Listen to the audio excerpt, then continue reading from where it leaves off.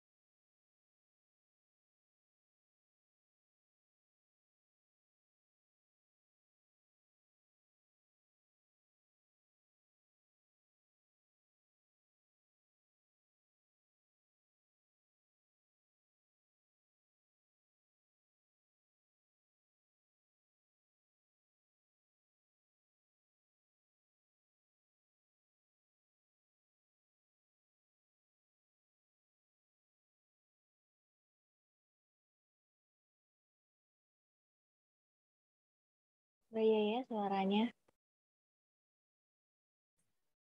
Halo semuanya, Assalamualaikum warahmatullahi wabarakatuh. Semangat pagi, Om Swastiastu, Salam Namo Buddhaya, salam kebajikan, salam integritas dan merdeka.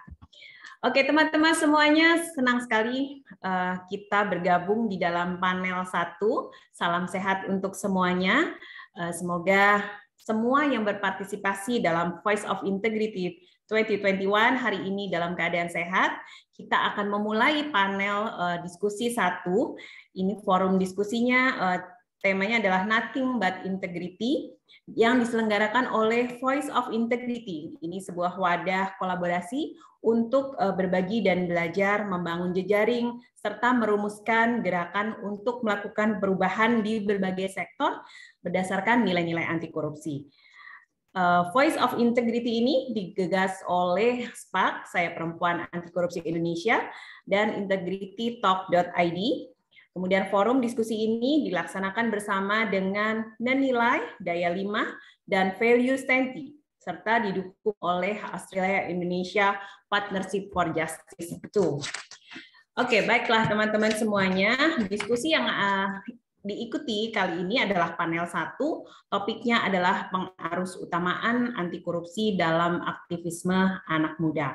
Selamat bergabung seluruh teman-teman agen SPAK, kemudian ada teman-teman mahasiswa, pelajar, semua pegiat kampanye sosial, pegiat anti korupsi, dan semuanya yang ada di mana-mana ini pasti karena berlangsung online. Ini tercatat partisipannya masih 18, mungkin nanti seiring waktu akan bertambah, dan kita berdoa semuanya semoga jaringannya aman, sehat, sentosa, sehingga diskusi kita hari ini bisa mendatangkan manfaat untuk kita semuanya. Perkenalkan, saya Yuyu Andriati, panggil saja saya Yeye. Saya sekarang adalah PLT Kepala Biro Humas di Komisi Pemberantasan Korupsi. Saya akan memandu diskusi ini hingga 2 jam ke depan. Nah, kita akan ngobrol di sini, ngobrol-ngobrol baik tentang aktivisme anak muda yang pasti akan menarik, segar, meskipun ini adalah jam-jam ngantuk nih ya, jam 1 habis makan siang gitu. Semoga obrolan dan tema obrolan ini akan menarik teman-teman semua, membuat semakin semangat. Ada banyak inspirasi yang nanti didapatkan dari forum ini, dan juga pasti banyak ide-ide yang bisa dikembangkan lebih lanjut. Pastikan untuk terus mengikuti diskusi ini dengan para narasumber yang akan saya perkenalkan satu-satu. Jadi hari ini kita punya 4 narasumber. Yang pertama adalah Mas Darmaji Suradika, ini adalah CEO Pemimpin.id. Halo, selamat siang, Mas Darmaji. Halo, selamat siang. Halo, sehat Mas? Ayo, alhamdulillah sehat. Aku manggilnya Mas Aji, Mas siapa? Aji aja. Oke. Yes, Mas Aji, terima kasih sudah hadir dan bergabung di dalam panel diskusi ini. Kemudian yang kedua adalah Mas Firza Radiani, ini adalah inisiator Pandemic Talks. Teman-teman mungkin netizen Indonesia pasti udah akrab dengan Pandemic Talks. Halo, selamat siang Mas Firza. Selamat siang, Mbak Yeye. Apa kabar? Sehat, Mas. Alhamdulillah sehat semua ya. Masih terus berjuang karena masih pandemi juga ya. Ya. Kita semuanya masih terus berjuang. Oke, yang ketiga. Wah, ini pasti seru. Halo Army, semua merapat di sini. Army, apa kabar ini? Ada Mbak Ana Pratiwi Sima Putri. Halo Ana. Halo. Kedengar jelas suaraku? Iya, terdengar. Oke. Apa kabar Ana hari ini? Baik hari ini kabarnya. Hurahe. Hurahe. Aduh, ini susah sama Army, jangan begitu ya. Nanti kita mendominasi diskusi nanti. Oke, Ana nanti akan bercerita. Jadi Ana ini adalah koordinator Project Hunter Wings of Bangtan. Siapa yang nggak kenal Bangtan, siapa yang nggak kenal BTS, nanti Ana akan cerita lebih banyak lagi. Dan narasumber keempat kita hari ini adalah Bang Budi Dharma, founder 10 Pemuda. Halo Bang Budi, sudah bergabung dengan kita. Halo Mbak Yeye, selamat siang. Siang, sehat-sehat Mas?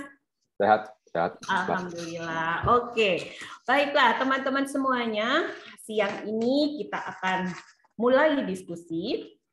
Tapi sebelumnya, kita bersama-sama akan saya informasikan tata cara diskusi ini, webinar ini, agar semuanya bisa berjalan tertib dan lancar sampai nanti 2 jam ke depan ya. Jadi yang pertama, nanti masing-masing narasumber akan memberikan paparannya. Saya akan berikan waktu 15-20 menit, atau lebih cepat juga nggak apa-apa, karena kita akan mengembangkan diskusi, lebih banyak dialog juga akan menarik. Kemudian saya akan memperjelas fokus dari masing-masing paparan dari narasumber. Kemudian baru kami akan membuka tanya jawab untuk para narasumber. Jadi semua peserta dalam diskusi ini bisa mengajukan pertanyaan lewat kolom chat yang akan nanti saya bacakan kepada narasumber. Dan di akhir sesi nanti para narasumber ini akan memberikan closing statement sekaligus apa yang paling menginspirasi dari diskusi kita siang hari ini. Gitu ya. Oke, biar menghemat waktu, kita akan mulai dengan narasumber pertama. Ini Mas Aji, CEO Pemimpin.id. Pemimpin.id ini adalah, kemarin saya sudah sempat browsing-browsing, organisasi yang menjadi rumah para pemimpin dan mau membuat ekosistem kepemimpinan Indonesia yang lebih baik lewat kegiatan, pendidikan, dan juga penyebaran informasi. Saya sedikit infokan ini untuk CV-nya Mas Aji. Mas Aji adalah lulusan dari ITS Surabaya, kemudian Master of Engineering di Universitas di Jerman. Ini aku nggak mau bacain, takut salah nih ngomongnya, nanti Mas Aji lengkapin sendiri ya. Dan saat ini Mas Aji adalah CEO dari Pemimpin.id.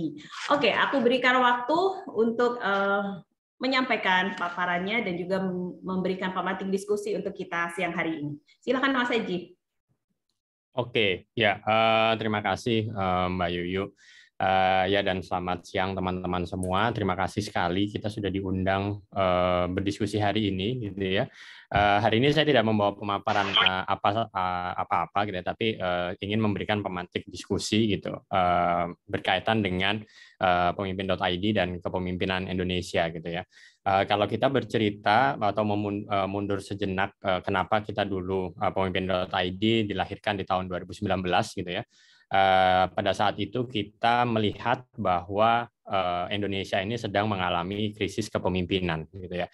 Jadi kita begitu banyak punya pemimpin, tapi kenapa permasalahan tidak selesai, istilahnya begitu, masih begitu banyak permasalahan sosial yang terjadi di Indonesia. Berita tentang korupsi terutama, gitu ya, masih menghiasi layar kaca, gitu ya. Kita masih sering melihat yang seharusnya disebut sebagai pemimpin ternyata korupsi, gitu ya.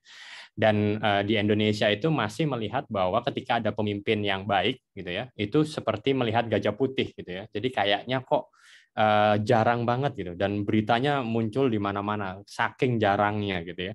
Jadi akhirnya dari saat itu kita berpikir bahwa kenapa ya begitu ada pemimpin baik itu orang-orang Indonesia itu udah kayak menunggu udah kayak melihat wahyu tumurun, gitu kalau kata orang Jawa ya, sosok yang kayak luar biasa sekali seperti nabi, gitu, menjadi pemimpin yang baik. Padahal kalau aku bisa dulu share gitu ya, pada saat aku dulu berkuliah di Jerman, pada saat itu juga mulai banyak ya berita tentang pemimpin baik, dan saat itu saya berdiskusi dengan teman-teman di Jerman gitu ya, wah Indonesia mulai banyak nih pemimpin baik gitu. Saya ceritakan pemimpinnya yang berintegritas gitu ya, habis itu memikirkan rakyatnya, memikirkan kotanya gitu. Terus teman-teman saya di Jerman tuh bingung gitu. Loh, bukannya memang pemimpin itu seperti itu gitu ya. Jadi dalam konsep mereka tidak ada namanya pemimpin baik gitu ya. Ya memang seperti itu pemimpin gitu. Kata mereka, loh, mananya yang spesial gitu kan. Ya bukannya memang pemimpin seperti itu gitu. Jadi di situ saya sadar bahwa dengan sistem yang baik gitu ya, dengan ketika kita berbicara tentang integritas itu bukan tentang hanya orang jujur gitu ya, tetapi suatu sistem yang mampu membuat bahwa semua orang itu bisa menjadi jujur gitu ya. Jadi bukan seperti di Indonesia itu charismatic leader gitu ya. Kalau orang yang jujur dan bagus itu berarti pemimpin baik gitu. Sebenarnya pemimpin baik juga diciptakan oleh sistem yang baik yang membuat bahwa semua pemimpin ya seperti itu gitu. Nah, jadi dari saat itulah akhirnya pada tahun 2019 saya dan teman-teman yang lain gitu ya, kita duduk bareng bahwa sepertinya Indonesia ekosistem kepemimpinannya harus dibentuk menjadi lebih baik gitu ya, sehingga pemimpin baik yang tadi kita bilang pemimpin baik itu semakin banyak dilahirkan gitu ya, dan pemimpin yang sudah baik saat ini itu nggak hilang gitu. Karena kita juga banyak ya dengar cerita bahwa banyak pemimpin baik di Indonesia itu tidak bisa melanjutkan kepemimpinannya karena again sistem gitu ya. Entah dibilang whistleblower lah, dibilang sok suci gitu ya, atau tidak dianggap, atau dibilang banyak yang bilang kayak this is the best practice in Indonesia gitu. For whatever reason pemimpin baik itu tidak bisa berlanjut kepemimpinannya. Nah, akhirnya dilahirkanlah pemimpin.id. Harapannya kita mampu tadi membentuk ekosistem, melahirkan lebih banyak pemimpin dan menjaga pemimpin-pemimpin yang baik, mensinergikan mereka gitu ya, sehingga mereka masih percaya bahwa oh ternyata saya tidak berjuang sendirian, oh ternyata saya masih punya teman gitu ya, oh ternyata pemimpin baik itu tren gitu. Nah itu juga sangat penting gitu. Karena itu 3 pilar yang kami lakukan, akhirnya kami membuat learning ya. Jadi dalam learning artinya kita mengajarkan ilmu-ilmu kepemimpinan. Lalu kita juga memiliki media, yaitu menyebarkan tadi ilmu-ilmu kepemimpinan dan membuat tren tadi ya. Pemimpin yang baik itu adalah tren gitu ya. Pemimpin itu ya seperti ini trennya gitu. Itu melalui media kita, dan juga kita dengan community. Kita pergi ke kota-kota gitu ya. Kita membuat event-event sehingga lebih banyak lagi anak-anak muda di kota-kota di Indonesia, pemimpin-pemimpin komunitas gitu ya, pemimpin kampus, para pejabat BEM, juga para ASN gitu ya, ASN muda yang baru masuk sebagai ASN tapi mereka memiliki jiwa untuk merubah sesuatu, itu kita kumpulkan semua gitu. Jadi akhirnya tadi gitu ya, mereka merasa bahwa saya tidak sendirian gitu, bahwa menjadi pemimpin yang baik itu bisa hidup gitu ya. Jadi nggak lagi merasa bahwa mereka orang yang aneh gitu. Nah, dari ini semua harapannya suatu saat nanti gitu ya, cita-cita kami gitu ya, kami pengen menghilangkan tadi kata-kata pemimpin baik gitu. Jadi harapannya suatu saat nanti Indonesia gitu ya, ketika kita menyebutkan pemimpin, yaitu ya, artinya pemimpin baik gitu. Jadi nggak ada lagi namanya pemimpin yang tidak baik, karena memang standar kepemimpinan di Indonesia sudah seperti itu. Nah, untuk mungkin menutup diskusinya di pemimpin.id, kami memiliki 3 value gitu ya. Pemimpin yang baik itu yang seperti apa sih? Yang pertama, pemimpin yang inklusif, artinya pemimpin yang tidak memikirkan hanya dirinya atau golongannya gitu ya, tapi memikirkan kepentingan bersama gitu ya. Jadi ketika mungkin memang dia dilahirkan dari satu golongan tertentu, tetapi ketika mereka menjabat, ketika mereka memimpin, berarti milik bersama. Itu yang pertama kali kami ingin sebarkan. Yang kedua adalah pemimpin yang efektif, artinya menyelesaikan masalah. Nggak cuma ngobrol, nggak cuma nyalahin pemerintah di warung kopi gitu ya, tapi juga berpikir solusinya dan menjalankan apapun, sekecil apapun solusinya dilakukan dan dijalankan secara sustainable. Akhirnya perubahan itu akan terus bergulir. Yang ketiga, ini adalah value yang sangat dan menurut kami paling penting, yang utama gitu ya, yaitu value memberdayakan. Memberdayakan ini maknanya sangat besar untuk kami, terutama di pemimpin.id, karena memberdayakan berarti pemimpin yang altruis, gitu ya, pemimpin yang melayani, pemimpin yang servant. Gitu. Jadi bukan pemimpin yang memikirkan dirinya, gitu ya, bukan pemimpin yang memikirkan title, tapi pemimpin yang memikirkan orang lain. Pemimpin yang mendahulukan kepentingan rakyatnya, kepentingan timnya, kepentingan kelompoknya, kepentingan rakyat di sekitarnya, gitu ya, society-nya, masyarakatnya, supaya bisa berubah menjadi lebih baik. Itulah kepemimpinan yang memberdayakan menurut kami. Gitu. Jadi dari penelitian kami dan juga dari diskusi kami memiliki suatu kesimpulan, gitu ya, bahwa yang membuat kepemimpinan tidak baik, gitu ya, di Indonesia itu karena kepemimpinan kita masih banyak yang berfokus kepada diri sendiri, bukan berfokus kepada orang lain. Karena itu akhirnya itu nanti yang berujung kepada korupsi, gitu ya, yang berujung kepada mungkin korupsi nggak cuma korupsi uang, gitu, tapi korupsi waktu, tidak menggunakan title-nya dengan baik, menyia-nyiakan kesempatan dan sebagainya. Tapi ketika kita mampu menanamkan bahwa sebenarnya kepemimpinan itu bukan untuk dirinya sendiri, kepemimpinan itu untuk kebaikan bersama, maka insya Allah ke depan pemimpin-pemimpinnya mereka ingin atau bermimpi menjadi pemimpin untuk menyelesaikan masalah, bukan untuk memperkaya diri sendiri, apalagi hanya untuk kepentingan pribadi. Jadi mudah-mudahan itu bisa menjadi semangat bersama. Karena itu kami sangat bangga, gitu ya, dan sangat senang hari ini kami diundang di Voice of Integrity. Jadi kami bisa menyampaikan istilahnya ideologi kami, gitu ya, bahwa kepemimpinan Indonesia harus berubah. Kepemimpinan Indonesia yang mungkin saat ini masih bersentral kepada diri sendiri harus bergeser kepada kepemimpinan yang memikirkan bersama, sehingga suatu saat nanti pemimpin baik itu sudah masuk, atau pemimpin yang baik yang korup itu hanya bisa kita lihat di museum, gitu ya, karena kita semua sudah menjadi pemimpin yang baik untuk Indonesia. Terima kasih Mbak Yuyu. Oke, terima kasih Mas Aji. Aduh, menarik sekali. Kita kasih applause dulu dong yang ada reaction-reactionnya. Silahkan, boleh loh ngasih applause untuk Mas Aji dari pemimpin.id. Ya, siang ini kita udah denger enak ya, seger-seger gitu ya, jam tidur, tapi ternyata kita pemantik diskusinya asik banget. Tadi Mas Aji bilang, sebenarnya yang sekarang tuh jadi pemimpin masih mikirin diri sendiri, gitu ya. Kita sering ngobrol sama teman, kalau lu belum selesai sama diri lo ya udahlah gitu, selesaiin dulu dengan diri lo gitu. Kira-kira gitu ya. Nah, Mas Aji, ini kalau kita bicara soal kepemimpinan gitu ya, tadi dekat banget dengan korupsi, perilaku koruptifnya juga masih banyak gitu. Nah, dalam pengalaman teman-teman di pemimpin.id, ini gimana sih pandangan antara kepemimpinan dengan korupsi atau yang sudah sekarang berjalan gitu di teman-teman pemimpin.id itu gimana memandang ini? Ya, di pemimpin.id kami punya banyak guru ya istilahnya. Bahkan sejak kami lahir pun kami dijagain sama guru-guru luar biasa kami, gitu ya. Ada Pak Heru Prasetyo dulu juga, ada Pak Yanuar Nugroho, gitu, ada Pak Gede Rake. Beliau-beliau tuh yang integritasnya luar biasa. Kami kalau melihat mereka itu, ada Pak Eri Riana juga, gitu ya. Dulu mantan ketua KPK. Jadi kami belajar banyak dari beliau, gitu. Beliau-beliau itu. Nah, beliau-beliau itu selalu berkata, gitu ya, bahwa integritas tadi yang seperti kami bilang itu bukan hanya diucapkan, gitu ya, tapi juga dijalankan. Malah yang paling penting dijalankan dengan sistem, gitu ya. Jadi akhirnya kalau orang tidak berintegritas malah sungkan sendiri, gitu. Nah, yang kami lihat di lapangan, gitu ya, memang Indonesia sudah berubah. Anak-anak muda Indonesia sudah jauh lebih menurut kami ya berintegritas. Tapi masih ada saja golongan-golongan itu yang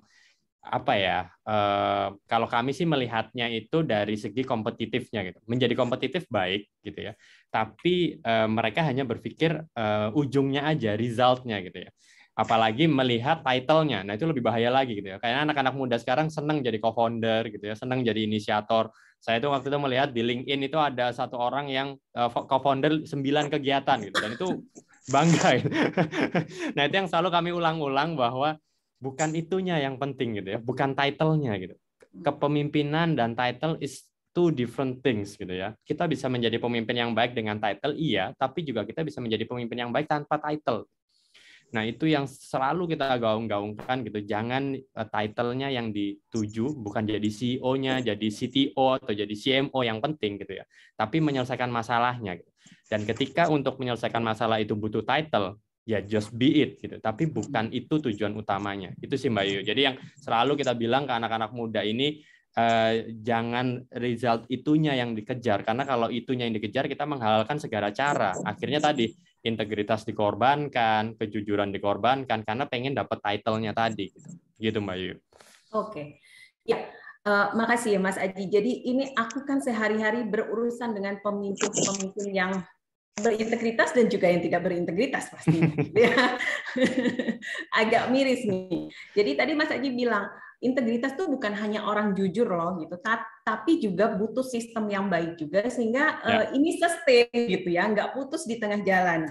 Karena memang kita melihat sendiri pengalaman Indonesia, ada pemimpin yang baik, tapi terus protol tengah jalan gitu kalau orang Jawa bilang ya, nggak ada kelanjutannya gitu. Nah, kalau dalam pandangan Mas Aji, seberapa besar sih sebenarnya peluang untuk mengarusutamakan anti korupsi ini di dalam aktivisme anak muda, terutama soal leadership ini? Menurut aku peluangnya sangat-sangat besar ya. Sekarang sih kita juga melihat banyak banget kan gerakan kepemimpinan itu, bukan hanya pemimpin.id ya, ada FIM, ada banyaklah gerakan-gerakan lain dan berintegritas gitu. Nah, tapi selalu kami ingat kalau kata Pak Heru Prasetyo gitu ya, beliau bilang integritas itu ada beberapa makna gitu. Yang pertama jelas ada kejujuran. Yang kedua samanya apa yang diucapkan dan yang dilakukan gitu. Itu juga yang kedua gitu. Yang ketiga bagaimana mempertahankan ini keberlanjutannya gitu. Jadi integritas bukan hanya sekali kayak kayak kembang api gitu ya, tetapi sustainable gitu. Karena merubah sistem, merubah Indonesia itu bukan hanya dengan low hanging fruit ya gitu, tapi dengan ultimate harvest kalau beliau bilang gitu. Kalau misalnya misalnya ada yang tertangkap KPK gitu, tertangkap korupsi gitu ya. Itu kan kayak berita jeder satu gitu ya kalau menteri ini tertangkap gitu. Tapi yang perlu kita pertimbangkan adalah apakah dengan menteri ini tertangkap korupsi, apakah korupsi di Indonesia sudah mulai berkurang gitu.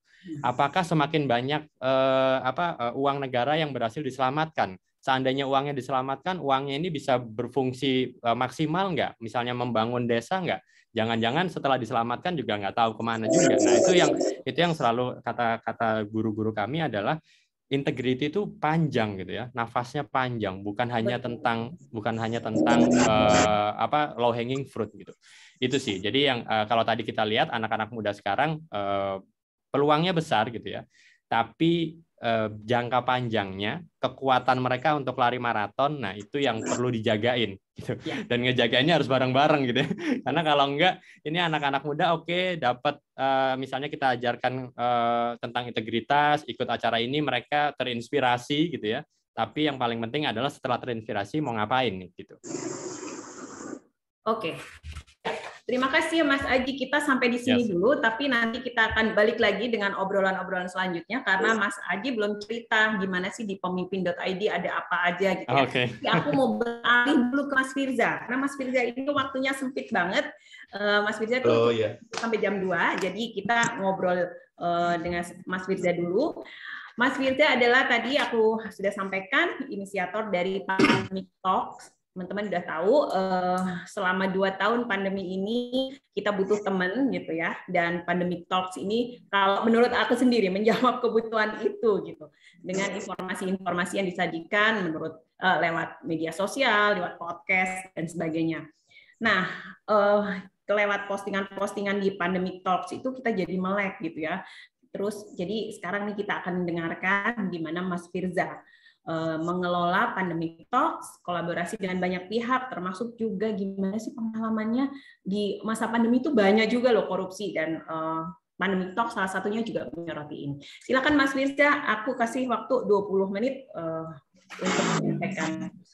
Oke, baik. Saya izin share ya, Mbak Yeye. Ya, silakan. Sebentar kok. Nah, saya dapat amanah dari Mbak Maria dan Mbak Yeye, tapi fokusnya mungkin ke dalam hal pandemi, korupsi dan anak muda ya. Sebentar. Ini bisa kelihatan ya? Oke. Sudah kelihatan ya, maaf. Sekilas Pandemic Talks ini berdiri 2020, setahun setelah tadi Mas Aji dengan pemimpin ID-nya. Sebelumnya saya sangat banyak setuju sama statementnya Mas Aji. Mantap Mas, pemimpin memang harus kayak gitu memang. Banyak yang sosokan mau jadi inisiator CEO tapi ya udah gitu doang. Mantap Mas, sepakat satu visi. Nah, Pandemic Talks ini apa? Sebenarnya platform edukasi pandemi, tujuannya itu buat menjaga masyarakat pakai komunikasi risiko dan kayaknya pop culture gitu. Tujuan utamanya, ultimate-nya itu edukasi sains dengan saya kan orang markom, orang komunikasi, dengan yang nyaman ke awam. Kenapa? Ya kita sama-sama tahu. Ini again ngomongin tentang pemimpin ya, sama integritas ya. Sampai detik ini pun banyak, misalkan sudah jadi kepala divisi gitu, sudah jadi CEO, dirut, direktur gitu, tapi dia S1, S2 gitu kan, BSD gitu kan, tapi dia nggak percaya sama sains gitu, percaya sama dukun gitu, sama konspirasi. Dia nggak bisa ngebedain Pandemic Talks selalu dituduh nakut-nakutin kan, padahal itu kan kalau di dalam data kan, data benar sama salah itu sama kan, kedudukannya sejajar gitu. Nah, sama Mas, Indonesia itu pada umumnya gitu. Kalau tiba-tiba ada yang nakut-nakutin data yang negatif gitu, aduh ini bikin imun turun nih gitu dan semacamnya. Ini nggak cuma terjadi di level non kaum terdidik, di kantor-kantor, kantor saya, klien saya itu ya banyak gitu loh. Pak D, Bude saya gitu, yang karirnya bagus nggak bisa ngebedain. Jadi menurut saya nambahin Mas Aji, selain nggak paham konsep pemimpin, logic thinking itu kebolak-balik. Emang Indonesia ini kacau sih menurut saya. Maaf ya. Nah ini karena gemas, tujuannya edukasi sains dengan nyaman ke awam, makanya kadang-kadang kita ngelucu, ngebuat meme. Tujuannya satu, biar mereka itu nggak takut sama sains gitu. Terus ada tujuannya juga critical thinking sama logic thinking ke awam. Jadi kami edukasi 2 tahun ini pelan-pelan, no sugarcoating, ya data negatif, berita buruk itu fakta gitu loh. Itu jauh lebih baik daripada sugarcoating itu. Itu yang susah. Yang ketiga, tujuan kampanye kami itu melibatkan masyarakat sebagai subjek ya, bukan objek gitu. Karena kami melihat, terutama dulu ya, pas kepemimpinan Pak Menteri Kesehatan yang dulu itu masyarakat itu kayak dijadikan objek gitu. Padahal dari sisi keilmuan komunikasi, kampanye itu akan berhasil kalau masyarakat dilibatkan sebagai subjek. Jadi nggak ngerasa disusuruh gitu. Padahal sebenarnya Pandemic Talks sedang nyuruh untuk melakukan prokes gitu. Nah, ini juga yang kami lihat kadang-kadang ya maaf, beberapa kementerian, lembaga gitu atau pejabat melakukan kampanye juga seperti itu, ngebuat jarak sama masyarakat. Jadi masyarakat dianggap sebagai objek, disuruh-suruh gitu.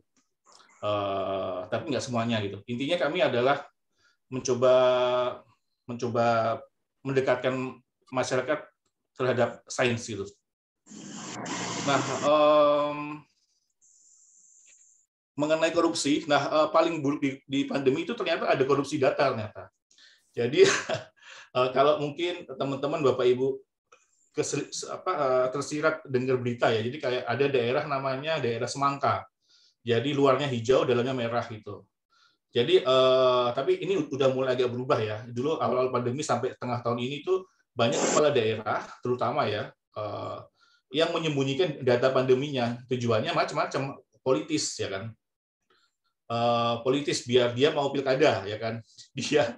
Dia mau citranya baik gitu. Sehingga termasuk Pandemic Talks ada kawal COVID, lapor COVID kan sering tanda kutip marah-marah kan ke regulator lah. Kok datanya nggak sinkron, data daerah sama data pusat gitu. Ada apa dengan data daerah itu? Misalkan ya, ini sekarang kan kondisi sedang bagus, misalkan pas lagi tinggi-tingginya itu, yang coba kami kawal dan suarakan adalah yang daerah Semangka itu, kalau di laporan kasus hariannya 10 gitu kan, 50 gitu. Tapi kalau kita cek ke data rumah sakitnya penuh gitu. Nah, ini kan tanda kutip ya tadi tidak ada integritas dan ada korupsi data. Tentu saja waktu itu ada heboh tentang korupsi bansos juga kami angkat ya. Kami suarakan dengan gaya yang awam lah. Terakhir pun juga yang kasus selebgram disogok 40 juta kan itu juga termasuk korupsi sebenarnya kan. Itu juga kami angkat gitu. Jadi kami angkat dengan gaya-gaya yang awam agar masyarakat itu mulai paham dan nggak takut untuk masuk ke topik-topik ini. Tentang realisasi dana COVID juga sering kami angkat. Contohnya ini, dulu kan ingat nggak Bapak Ibu teman-teman, sewaktu di Juli itu yang meledak pertama kan ada di Jepara itu. Itu kalau dikulik data realisasi dana COVID-nya, itu 0% tuh, Pak. Gila nggak? 0%. Sudah 1 tahun pandemi berjalan, 0% gitu. Gimana mau ada PCR gitu kan? Gimana mau ada tracing? Gimana mau ada testing? Realisasi dananya 0 gitu. Ya pantas aja waktu itu Jepara sama Madura ambruk kan. Nah Jepara ini contoh yang kami buat study case, kami kasih tahu ke publik bahwa ini loh realisasinya dananya saja nggak tercairkan, gimana mau menyelamatkan nyawa gitu loh. Sementara kita yang hidup di Jakarta ya, di Fatmawati, di Kemang itu ada 20 lab ya, di Jepara cuma ada 1, makanya waktu itu emang chaos banget di Jepara. Itu contoh yang coba kami kawal. Ada data realisasi anggaran, data pandemi, kebijakan juga kami kawal, dan tentu saja contoh-contoh informasi penyelewengan pandemi ya. Contoh terakhir ya yang cukup heboh ya tentang karantina ya, itu coba kami kawal. Jadi kami secara gamblang dan kadang-kadang galak, kadang-kadang lucu, kadang-kadang hangat, coba ngasih tahu ini salah, ini enggak. Kami pelan-pelan ngasih tahu ke publik sih. Selain hal-hal sains juga ya. Nah, pandemi atau wabah itu nggak hanya COVID. Nah, menurut kami juga itu termasuk korupsi kan. Cirinya sama, penurunan dengan cepat, butuh intervensi protokol tanda kutip kesehatan kan. Ya tadi Mas Aji bilang inilah sistemnya ya. Terus butuh injeksi vaksin. Jadi memang vaksin itu kalau menurut saya zaman sekarang ya mungkin saya selalu bilang ini kita butuh pemimpin muda yang baru. Misalkan di setiap kabupaten itu ada kayak Mas Aji aja gitu. Atau misalkan kalau teman-teman tahu ada namanya Dr. Tirta lah ya. Setiap kabupaten aja ada 1 gitu. Wah itu Indonesia ke depannya akan lebih baik itu. Karena sekarang memang yang sangat dalam hal pandemi pun seperti Mas Aji sampaikan, banyak orang yang juga terlalu percaya sama dokter atau saintis yang bertitle gitu, padahal omongannya nggak jelas gitu. Ya kontekstualnya nggak ada gitu. Sama baik yang muda atau yang tua gitu. Lah itu katanya Pak itu katanya Pak yang S2 S3 itu kayak gitu. Jadi mereka memang terpesona sama ini ya title ya, tapi konteksnya 0 gitu. Dan yang akhirnya ya kesamaannya ya wabah ini ya sudah bertahun-tahun kan, berpuluh tahun ya. Akhirnya ya mungkin entah gimana caranya, kalau vaksinnya tadi anak muda, ya kita nanti jadi kebal lah ke depannya. Sehingga idamannya nanti ke depannya kayak yang situasi yang di Jerman yang Mas Adi sampaikan, ya itu udah normal gitu. Standarnya itu memang seperti itu gitu. Jadi yang nggak disadari oleh masyarakat sekarang adalah kita sebenarnya juga terkena wabah korupsi udah lama. Dan itu udah jadi normalitas. Yang terakhir contohnya misalkan sering kita temui betapa bangganya seorang mertua atau menantu ya yang dapat maaf misalkan calon pasangan yang berseragam gitu kan, terus bisa ngadain pernikahan 1 miliar 2 miliar, itu kan udah jadi normatif kan. Terus misalkan ini saya sebutkan nih contohnya, misalkan di daerah saya, misalkan di komplek atau di perkampungan dimanapun, ketika ada tokoh-tokoh yang ini kok bisa kaya ya, rumahnya bagus, tiba-tiba nyumbang ke komplek gitu ya, itu dinormatifkan. Jadi wah bapak itu emang baik.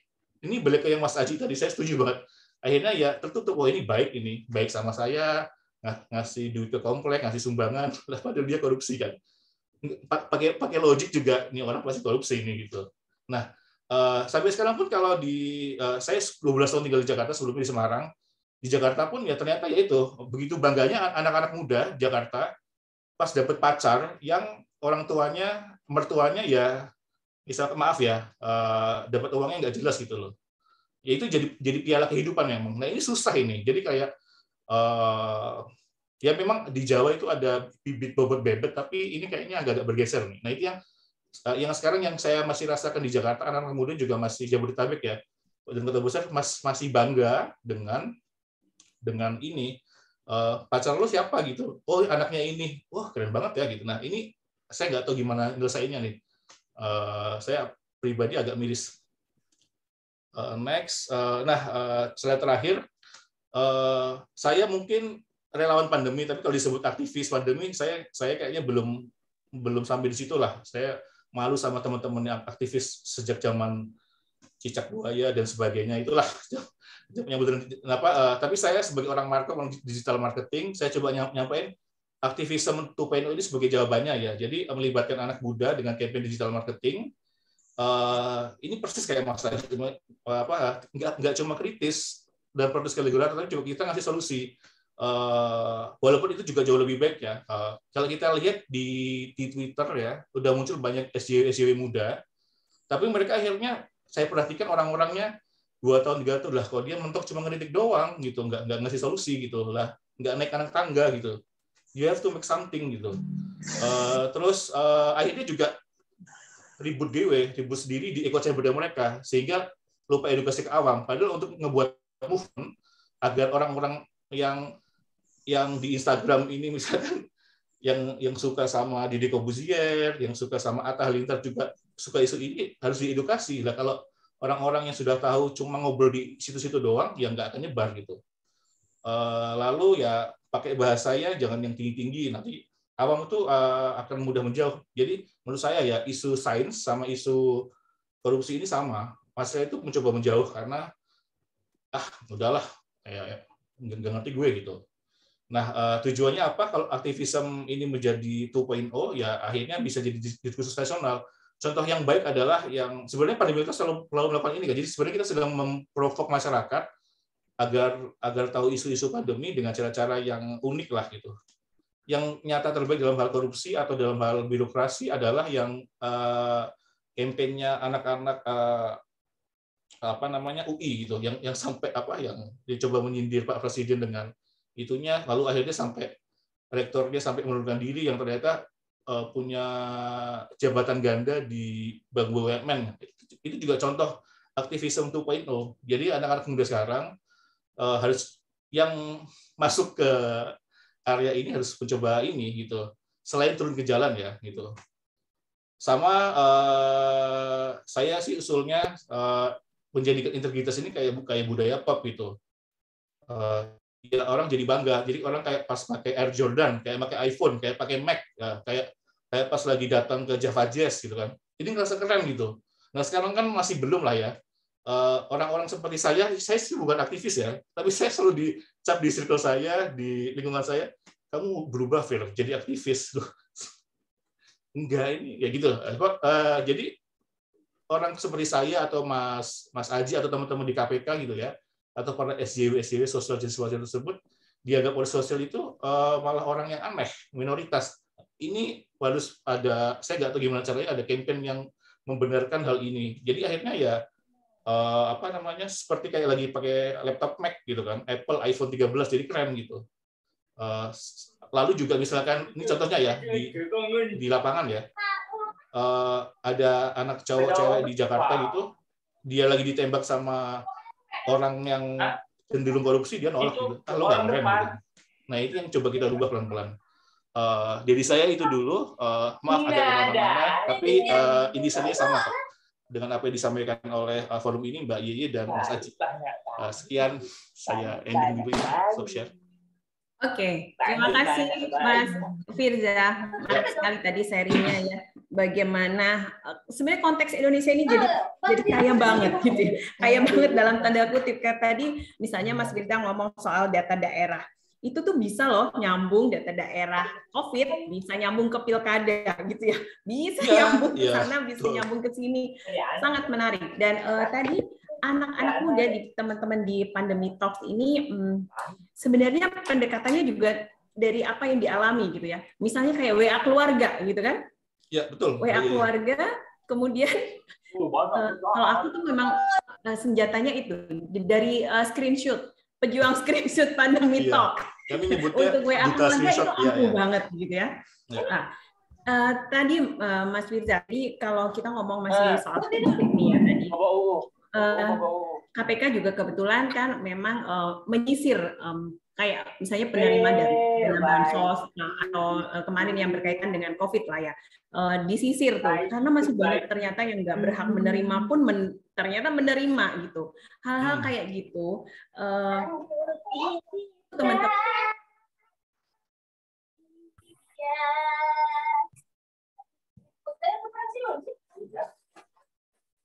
Suaranya hilang, maaf Mbak Yeye.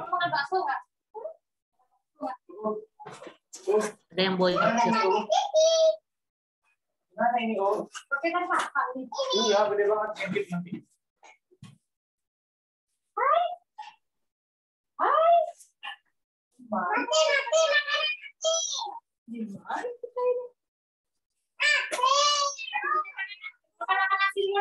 Kasih Om Yus teh.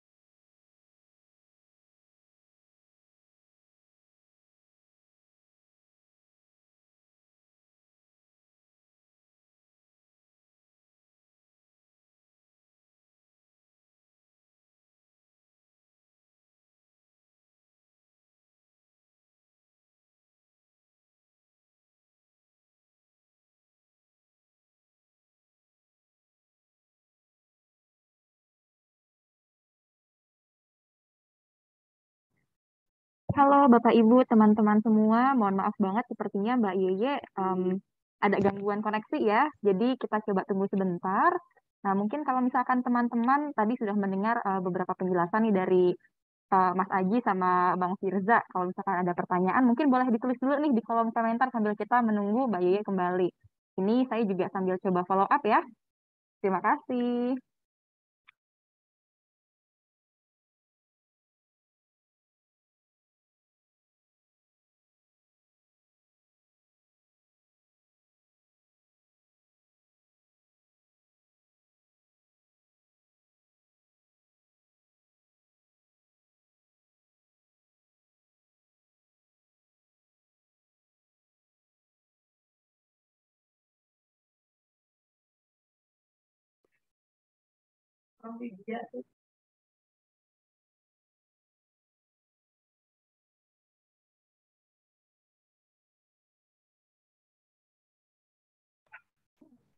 Nah, saya tadi dapat info nih, ternyata Mbak Yeye sedang coba masuk lewat HP sambil kita nunggu.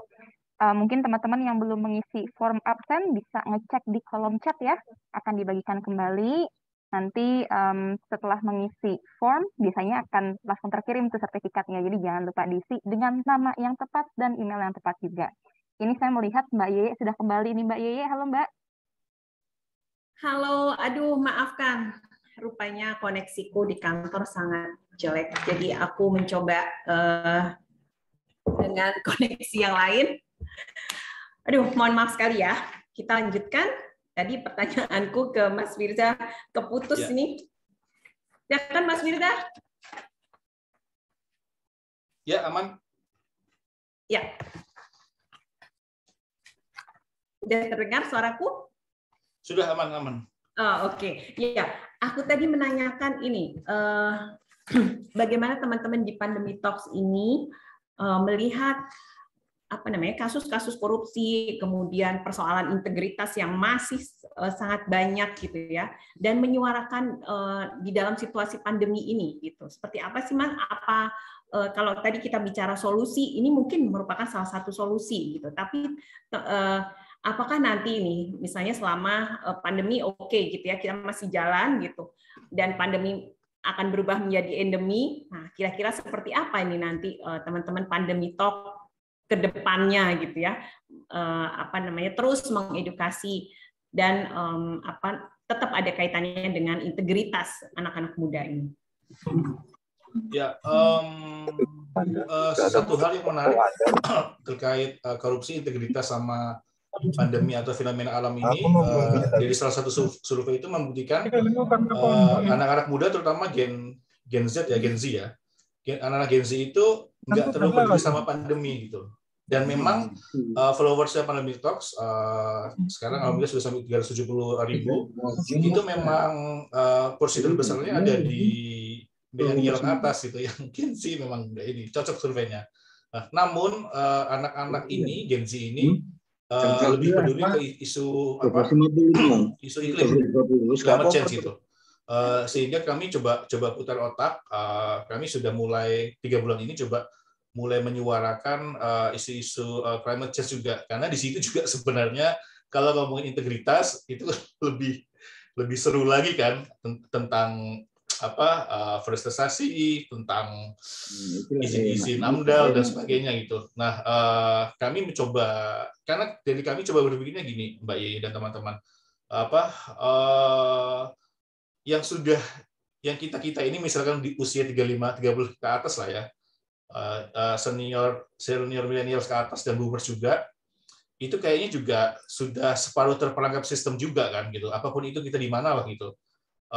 Kita mau merubah keputusan sendiri juga, kita punya keluarga dan sebagainya kan. Nah, kita memang contohnya yang pertemuan COP26 yang di Glasgow kemarin yang bahas krisis iklim itu.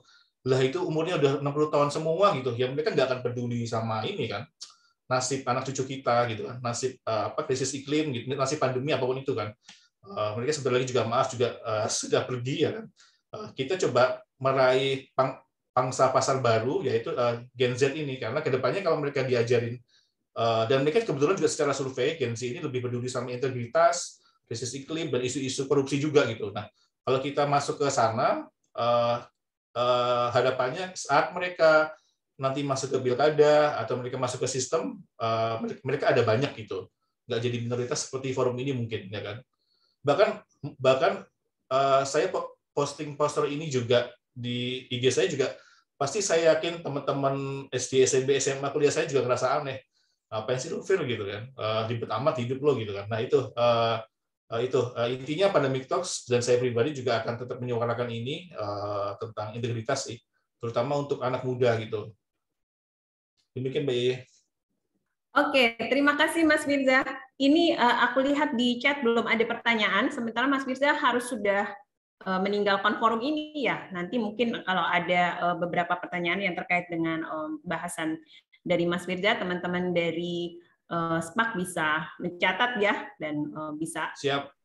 Komunikasi langsung dengan Mas Firza. Terima kasih banyak Mas Firza. Ya, terima kasih Mbak Yeye. Saya mohon maaf izin pamit, jam 14 ada meeting dadakan, biasalah sama bos. Oke, sip. Izin pamit. Oke, sampai ketemu Mbak Yeye dan lagi teman-teman ya. Selamat siang. Selamat siang. Oke, baiklah teman-teman. Sekali lagi saya mohon maaf ada kendala koneksi. Ternyata kita tadi berdoa ya koneksinya aman, sejahtera, sentosa. Ternyata aku sendiri yang mengalami gangguan koneksi. Oke, semoga itu tidak berulang lagi. Kita masih punya 2 narasumber lagi. Yang satu adalah Anna Pratiwi, Sima Putri. Anna ini adalah dari komunitas fanbase-nya ARMY di Indonesia, Wings of Bangtan ya. Teman-teman pasti tahu. Anak, masa kita harus mention dulu sih? Kim Namjoon, enggak ya? Mau bawa ARMY bomb tadinya aku. Nanti ditutup sama Mbak Maria forum diskusinya. Oke. Ini Wings of Bangtan. Apa sih Wing of Bangtan gitu ya? Tapi ya kita ngobrol dulu lah. Siapa sih yang nggak kenal BTS sekarang gitu ya? Mau personelnya, mau lagunya, sekian banyak produk-produk iklannya. Nah, fans BTS ini disebutnya adalah ARMY. Ada di seluruh dunia. Dan di Indonesia, ARMY itu menurut sensus ARMY, jadi nggak cuma BPS doang yang punya sensus. ARMY BTS pun punya sensus gitu ya. Sensus 2020 Indonesia itu masuk basis penggemar terbesarnya BTS. Jadi yang menarik kalau di Indonesia dan juga di dunia yang lain gitu ya, di belahan dunia yang lain, mereka tuh nggak hanya mendukung BTS untuk mencetak tangga-tangga lagu lah gitu ya, banyak sekali kalau activity fandomnya itu banyak banget gitu.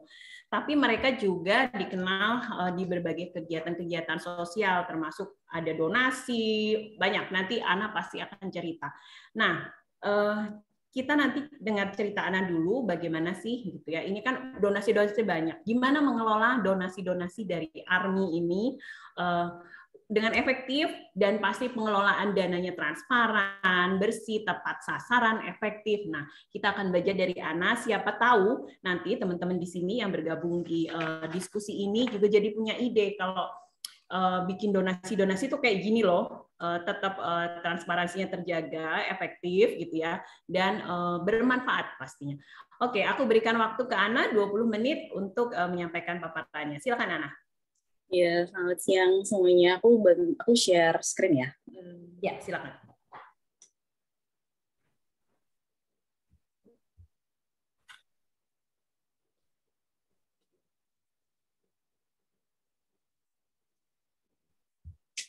Halo, selamat siang semuanya Bapak Ibu. Senang sekali saya bisa berada di forum ini, berkesempatan untuk menjelaskan tentang apa sih yang dilakukan oleh BTS ARMY, khususnya BTS ARMY di Indonesia. Sebelumnya kenalin dulu, saya adalah Ana. Saya adalah co-founder sekaligus project koordinator untuk Wings of Bangtan yang ada di Indonesia. Oke, sebelum kita kenalan dulu nih, BTS, pasti kenalnya Indonesia BTS ARMY. Sebenarnya ARMY itu apa sih? ARMY itu tuh ada stand for-nya, Adorable Representative MC for Youth. Jadi kita adalah menyuarakan suara-suara anak muda kepada masyarakat umum, gitu kan.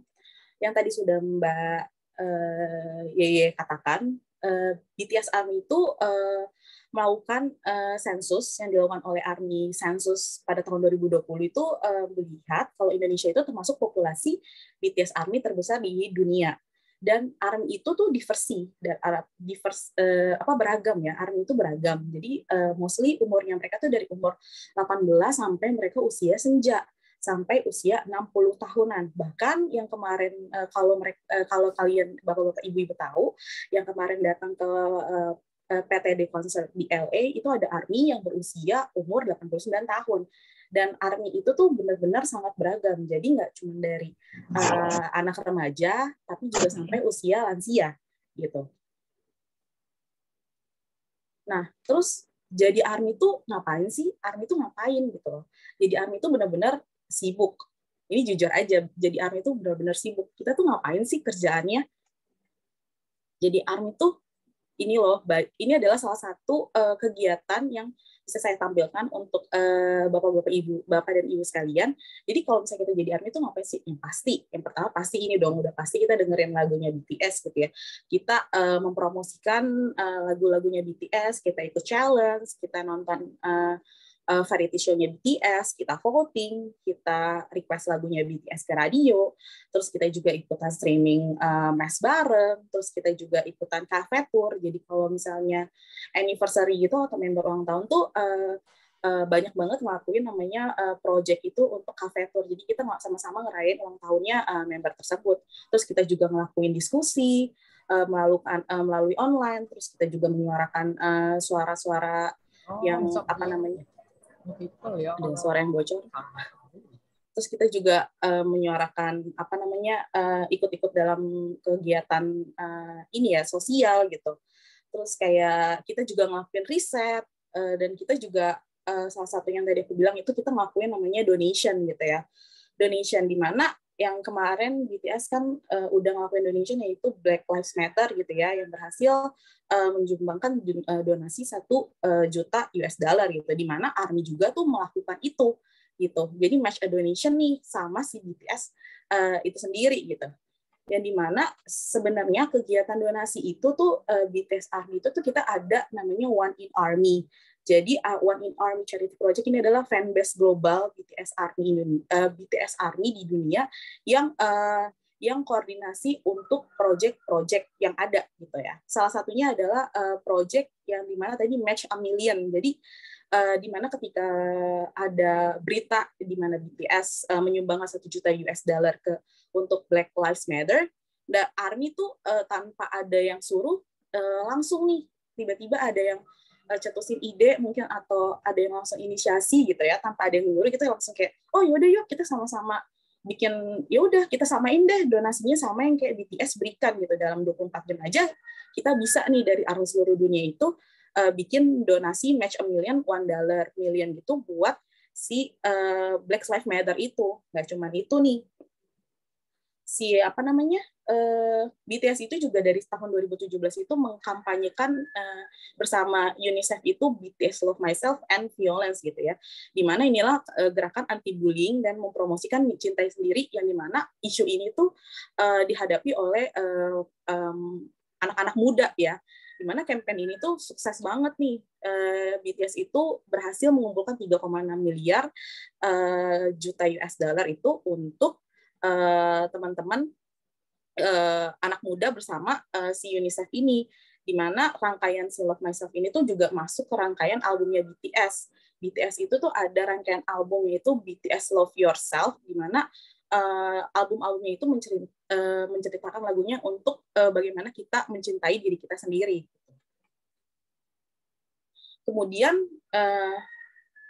kegiatan sosial ARMY itu tuh sangat besar gitu. Si One in ARMY ini membuat namanya ARMY Max Charity Project. Dia benar-benar memberikan data ini loh, donasi yang sudah dilakukan oleh ARMY seluruh dunia gitu.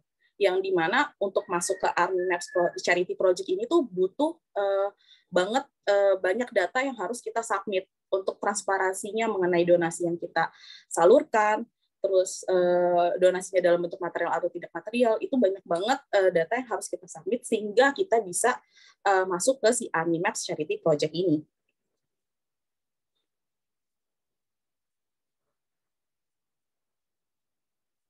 Nah, kalau untuk di Indonesia sendiri itu, aku bersama teman aku itu kemarin berinisiasi untuk kita bikin suatu fanbase untuk mengakomodasikan semua donasi yang ada di BTS ARMY Indonesia.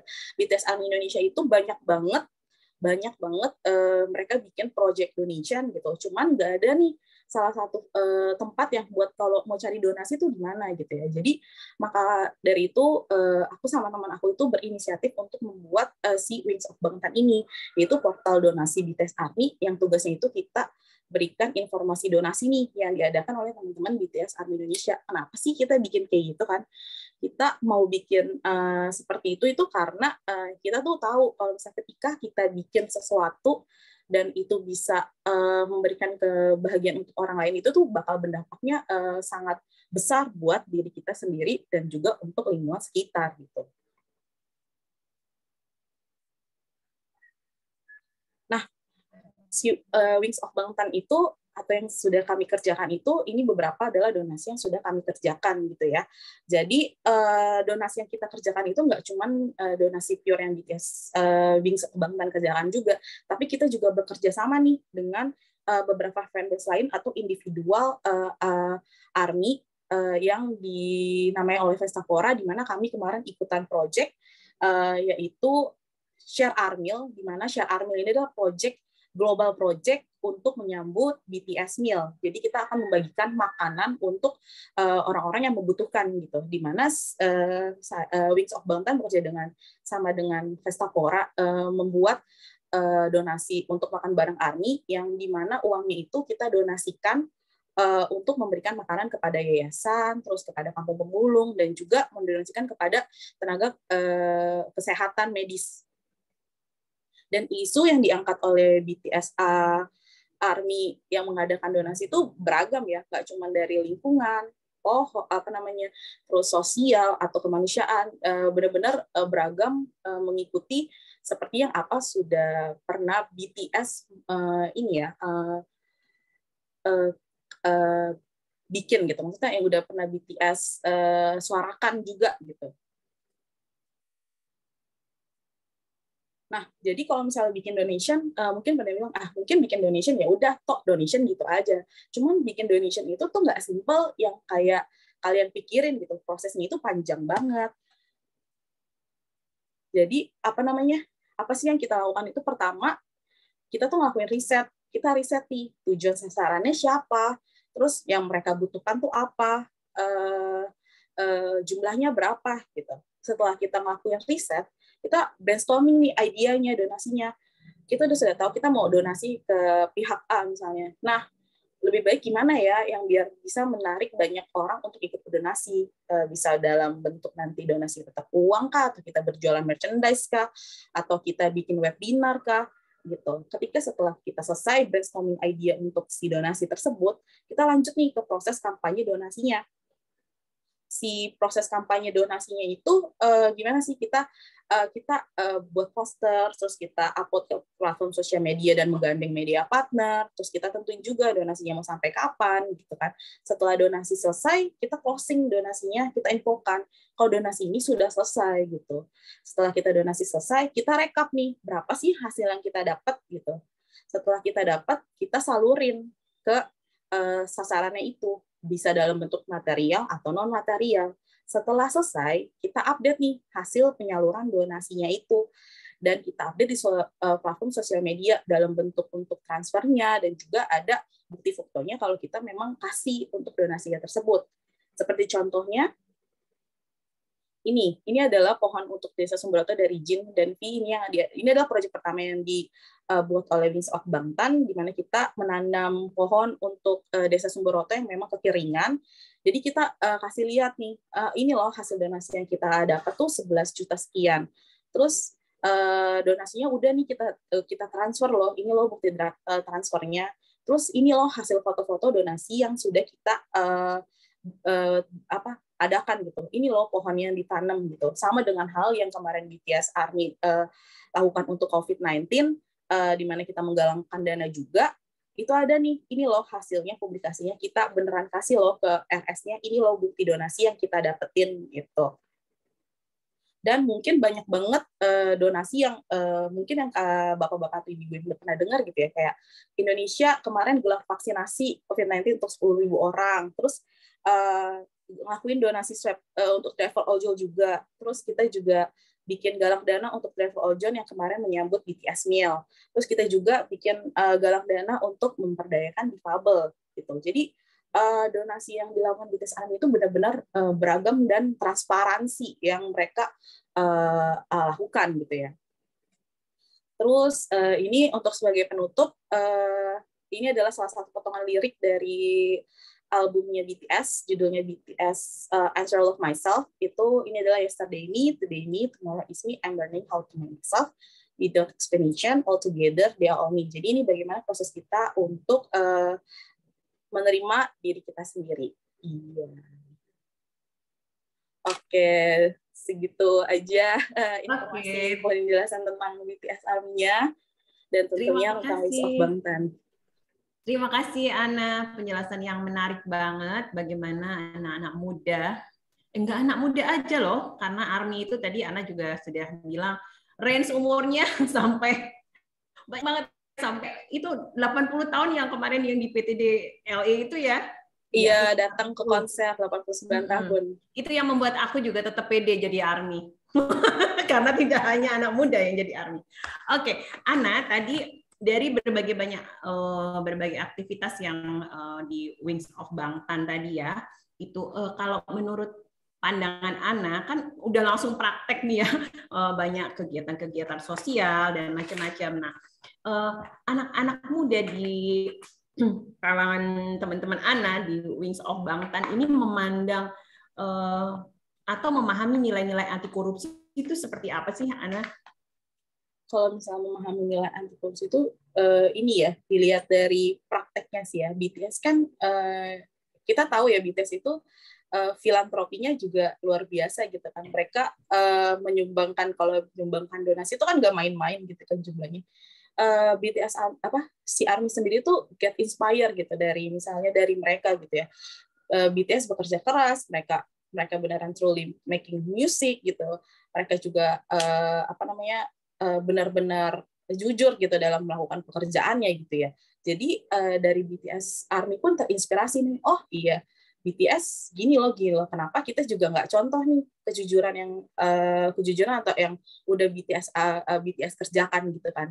Jadi kebanyakan dari BTS ARMY itu get inspired tuh dari si BTS itu sendiri gitu. Jadi kenapa yang tadi aku udah jelasin, kalau misalnya bikin donasi itu dari si BTS ARMY itu emang benar-benar panjang gitu dan gak main-main gitu. Sekalipun kita tahu semua ya kalau misalnya BTS ARMY Indonesia ngegalang dana itu kan jumlahnya lumayan besar gitu, sampai berpuluh juta gitu, yang dimana itu kan tanggung jawabnya juga besar gitu.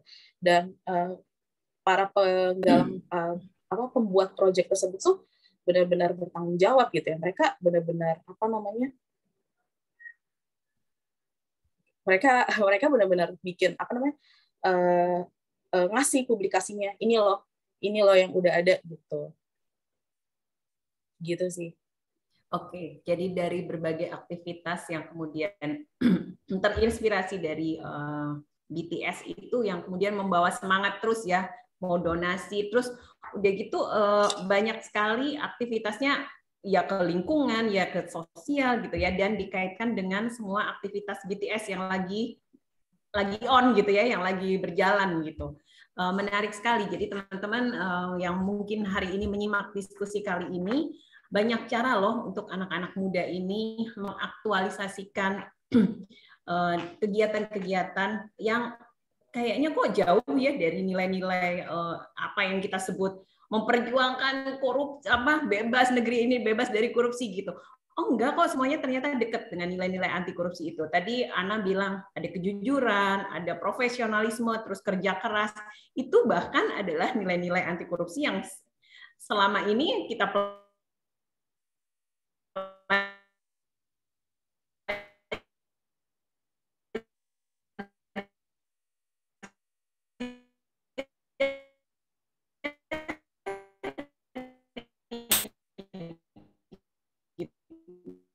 ya itu ditemukan juga di lagi ke narasumber berikutnya. Ini kalau masih kalau ada lewat chat atau nanti juga saya bisa, kita beralih dulu ke Bang Budi Dharma. Halo, selamat siang Bang Budi. Ini narasumber terakhir, ini agak lama dan sempat hilang koneksi pula moderatornya ya. Oke, Mas Budi Dharma ini dari 10 Pemuda. Kalau kita dengar 10 pemuda, pasti kita ingatnya apa ya gitu. Ingatnya adalah quote dari Bung Karno gitu ya. Berikan aku 10 pemuda yang mencintai tanah airnya, maka aku akan mengguncang dunia. Nah, kita akan ngobrol dengan Mas Bang Budi sih. Aku dari tadi Mas dulu. Aku lihat di mana-mana manggilnya Bang gitu ya. Karena biasanya Budi itu Mas. Bang Budi ini akan cerita tentang 10 pemuda. Apa sih gitu yang dikembangkan di organisasi ini? Aku sempat baca tuh ada active citizenship gitu. Karena meyakini anak-anak muda Indonesia itu aset yang berharga. Nah, kita dengarkan dulu Bang Budi Dharma memberikan paparannya dan semoga kita bisa mengambil inspirasi dari situ. Silakan. Oke, makasih Mbak Yeye. Assalamualaikum warahmatullahi wabarakatuh. Selamat siang semuanya, Mas dan Mbak, Bapak, Ibu semua yang hadir hari ini. Tadi udah ada 3 pembicara ya, yang sebelum saya gitu kan. Nah, Mungkin enak sih Mbak Yaya ya, saya kalau diminta jadi pembicara tuh kalau tahu terakhir paling enak gitu kan. Kadang bisa tinggal kalau nggak tahu mau ngomong apa tinggal menyimpulkan aja dari yang 3 tadi kan.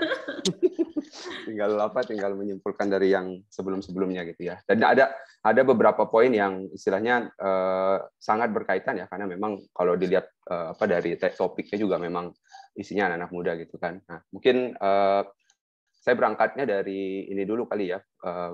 Ini mungkin nggak seterkenal yang tiga yang sebelum saya gitu ya, 10 pemuda itu apa gitu, karena memang saya kan kalau ditanya apa profesinya, saya dosen gitu ya, dosen dari Departemen Ilmu Kesejahteraan Sosial FISIP Universitas Indonesia gitu. Jadi ketika saya pribadi dan teman-teman pastinya mengembangkan ini itu dalam kerangka memang sebenarnya, dan sampai sekarang pun sebenarnya kami menjalankan program ini, kegiatan-kegiatan itu frame-nya memang saya sebagai dosen gitu, karena kan kalau dari undang-undang dosen itu ada tiga yang jadi pekerjaan utama dosen itu kan ada pendidikan pengajaran, lalu penelitian dan pengabdian masyarakat. Nah mungkin dalam konteks 10 pemuda ini ini yang 2 sih sebenarnya, memang dari basisnya adalah penelitian dan juga dalam rangka kami sebagai dosen memberikan pengabdian kepada masyarakat gitu kan. Nah, ini nanti mungkin yang akan saya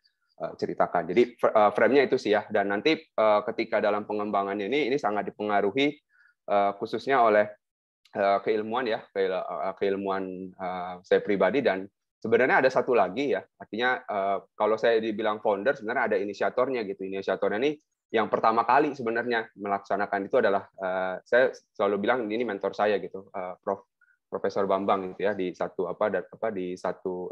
departemen gitu dengan saya, dan saya banyak bekerja bareng dengan beliau sampai hari ini gitu kan. Nah, ini yang kita kerjakan di sini. Nah, mungkin saya singkat cerita dulu karena tadi ini Bangtan dulu ya yang di mention gitu kan.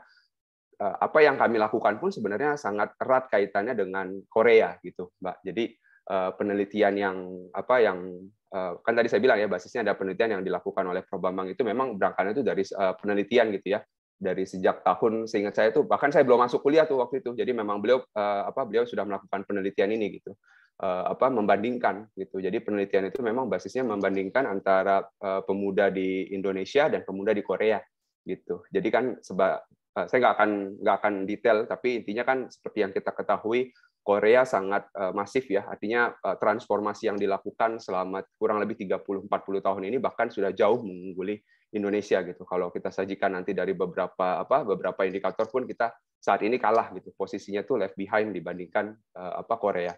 Nah dari frame itu gitu kan, dari penelitian itu sampai akhirnya kita memunculkan istilahnya itu tadi. Jadi sebenarnya kalau tadi dibilang active citizenship, full name-nya ya, kalau bilang 10 pemuda itu Active Citizenship for Indonesia gitu. Karena konsep active citizenship ini itu sudah berkembang gitu, bahkan di negara-negara yang istilahnya maju ya, dan lebih khusus lagi mungkin saya bisa katakan English speaking countries gitu, kayak Australia, New Zealand, UK, mereka mengembangkan konsep active citizenship ini ke masyarakat mereka gitu. Nah, ini yang akhirnya dari penelitian tersebut tadi itu kita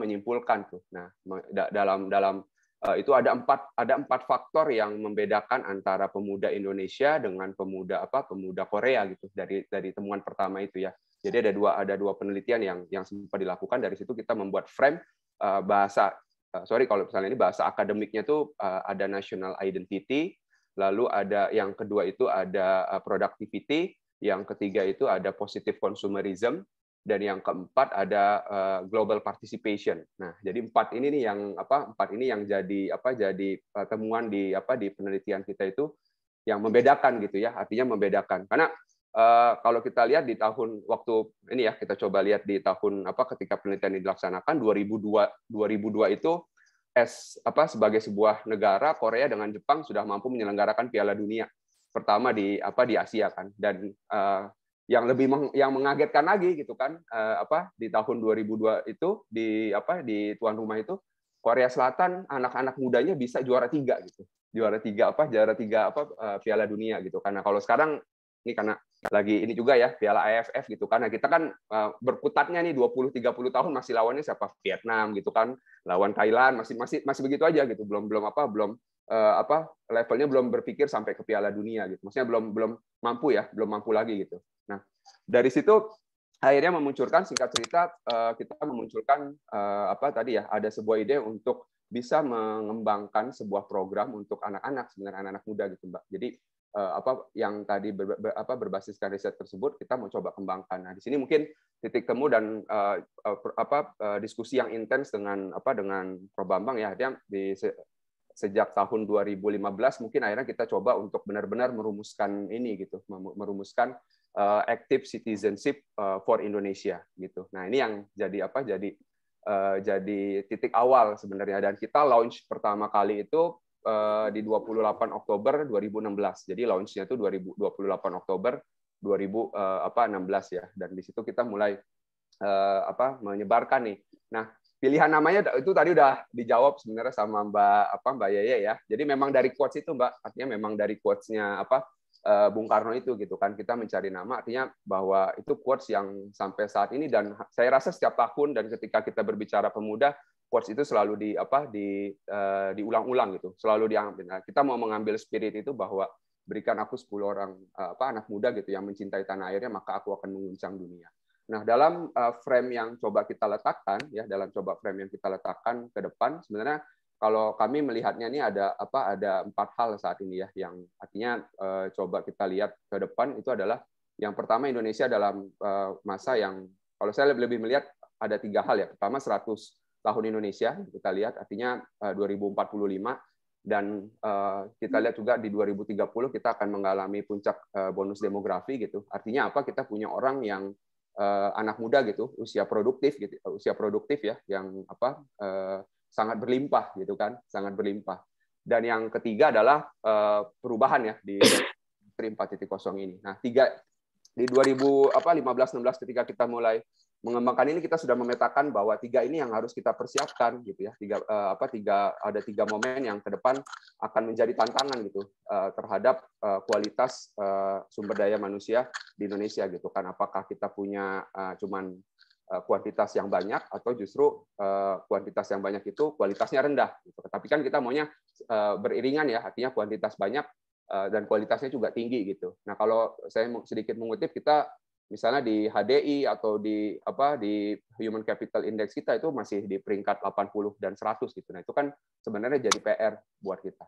Nah, apa kaitannya dengan yang mau kita lakukan di sini gitu kan.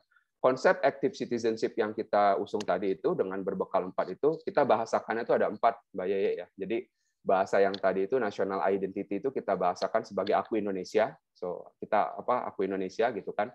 Lalu productivity itu aku berkarya, terus positive consumerism itu aku cermat, dan yang terakhir itu adalah global participation, aku mendunia gitu. Jadi ini konteks yang mau coba kita bangun, bahwa ketika kita membawa definisi citizenship, so itu ada 260 juta orang gitu yang dia adalah citizenship Indonesia gitu, warga negara Indonesia gitu. Dan ketika kita berbicara tentang citizenship, itu kita berbicara tentang hak dan kewajiban kan. Nah, kami percaya bahwa dalam konteks di sini ya, dan dari apa yang kami lakukan, di mana ada kegiatannya itu biasanya kan ada training ya, lalu ada komunitas yang kita bangun, lalu ada campaign juga. Dan di situ kita selalu menanamkan bahwa kami percaya bahwa ketika setiap orang atau setiap individu as a citizen mampu mengurus dirinya sendiri gitu kan, nah, negara ini akan baik. Nah, karena karena kita melihat bahwa urusan itu kan kalau ada kecuali ada beberapa hal, misalnya mohon maaf ada hal-hal yang istilahnya ada satu atau 2 individu yang misalnya memang mendapat dia harus mengalami kekurangan, misalnya handicap ya, atau disable gitu kan ya. Nah, itu kan baru ada sistem yang namanya negara bisa terlibat di situ gitu kan. Ada sistem atau yang misalnya keluarga bisa tolong menolong. Tapi kita mau mendorong bahwa setiap individu itu dia bertanggung jawab atas dirinya sendiri dulu gitu. Nah, mungkin tadi sempat disinggung oleh Mas Haji ya, sama Mas tadi dari Pandemi Talk, Mas sempat disinggung kan mengenai pemimpin gitu kan. Nah, kalau kita melihat bahwa pemimpin ada dalam tataran ketika dia punya jabatan gitu kan. Artinya saya percaya bahwa setiap pemimpin sebelum pemimpin itu dia adalah individu gitu. Dan individu kan ketika berbicara individu ini gitu kan, ada sebenarnya yang tadi status yang dia sudah pasti dia punya itu adalah citizen gitu. Artinya kita menyiapkan citizen ini bagaimana dia tadi ya dengan empat kita bilangnya selalu 4 pilar gitu kan, 4 nilai yang coba kita tanamkan itu dia bisa menjadi individu yang mandiri dan juga individu yang mampu ketika dia sudah mampu memenuhi dirinya sendiri, dia mampu berkontribusi gitu. Jadi ada tanggung jawab sosial dia untuk berkontribusi dalam society. Nah, dalam kaitannya, misalnya saya coba mengkaitkan dengan apa yang selama ini juga kita lakukan dalam kaitannya dengan anti korupsi gitu misalnya ya, pencegahan anti korupsi gitu. Nah, kita lihat bahwa dalam konteks penanganan korupsi itu kan ada 2 yang biasa ya, ada pencegahan dan ada penindakan gitu ya. Nah, sebenarnya dalam hal pencegahan dan penindakan ini semua warga negara itu punya tanggung jawab gitu. Jadi bukan orang yang punya kuasa aja gitu kan. Apalagi dia punya kuasa, dia tanggung jawabnya dia pasti lebih tinggi gitu kan. Tapi setiap kita citizenship, kita punya tanggung jawab gitu untuk mencegah gitu kan. Artinya untuk mencegah pungli gitu misalnya. Ya kan, kalau memang ada pungli kita mencegah gitu. Kita tidak mau terlibat dalam konteks tersebut gitu. Karena kita kritis ya. Artinya kita mencoba untuk membangun masyarakat atau citizen yang kritis gitu, bahwa itu nggak benar gitu, praktik seperti itu tidak benar. Dan juga yang lebih berani lagi sebenarnya adalah ketika citizen yang akhirnya bisa jadi whistleblower pastinya kan, ekspektasinya kita bisa menjadi mendorong citizen itu menjadi whistleblower. Artinya ketika ada penyimpangan misalnya ya, ada indikasi penyimpangan, nah itu kan dia bisa terlibat aktif ya, bisa terlibat aktif dan dia bisa mendorong untuk mencegah terjadinya praktik korupsi gitu. Nah, misalnya mungkin saya ambil contoh misalnya yang beberapa bulan yang lalu kayaknya ya, salah satu mantan aktivis kan saya baca, Mas Emerson Yunto ya, itu kan beritanya sempat ini juga tuh yang coba melihat ada indikasi. Nah, saya bilang ada indikasi pungli lah misalnya di dalam pembuatan SIM gitu kan. Tapi ketika yang berbicara Mas Emerson Yunto, saya tidak heran gitu kan, karena dia pegiat ya kan, atau aktivis lah dalam konteks ini. Tapi kita mau dorong gitu kan bahwa ada orang-orang lain gitu ya, orang-orang lain bukan berarti aktivis itu jadi orang paling hebat banget, tapi ini sebagai kesadaran publik gitu, bahwa dia sebagai citizen dia ada kewajiban gitu untuk mencegah ya, dan ada kewajiban untuk mengetahui sebenarnya gitu kan. Karena kan setiap dari kita kan ini ya, artinya kalau di poin yang kita coba turunkan itu ada namanya aku cermat gitu kan, bahwa kita harus mengkritisi gitu kan, misalnya gini, dari hal yang sederhana gitu kan, kita beli apa aja sekarang pajak gitu, ada pajak PPN 10% gitu kan. Nah, itu kan pajak, artinya kita membayar ya, sadar tidak sadar kita secara kecil bayar pajak dari konsumsi yang kita lakukan itu kita bayar pajak. Nah, uangnya kemana gitu kan? Ya kan? Uangnya kemana gitu kan? Ini bukan hanya urusan, menurut saya bukan hanya urusan dari aktivis gitu ya, aktivis misalnya Fitra gitu yang sangat menyorot tentang pengelolaan keuangan negara gitu, tapi dari ini juga dari masyarakat gitu, masyarakat yang memang harusnya punya kesadaran kritis untuk melihat itu gitu, bahwa ini adalah negara kita gitu kan, dan saya sebagai sebagai warga negara, sebagai citizen, saya punya kewajiban juga nih untuk melihat gitu, untuk mengawal bahwa negara ini harus lebih baik gitu. Nah, itu yang sebenarnya kita lakukan Mbak Yeye ya, di 10 Pemuda gitu. Jadi kita melihat bahwa ke depan gitu kan, kalau kita melihat tadi jangka panjang adalah Indonesia 2045,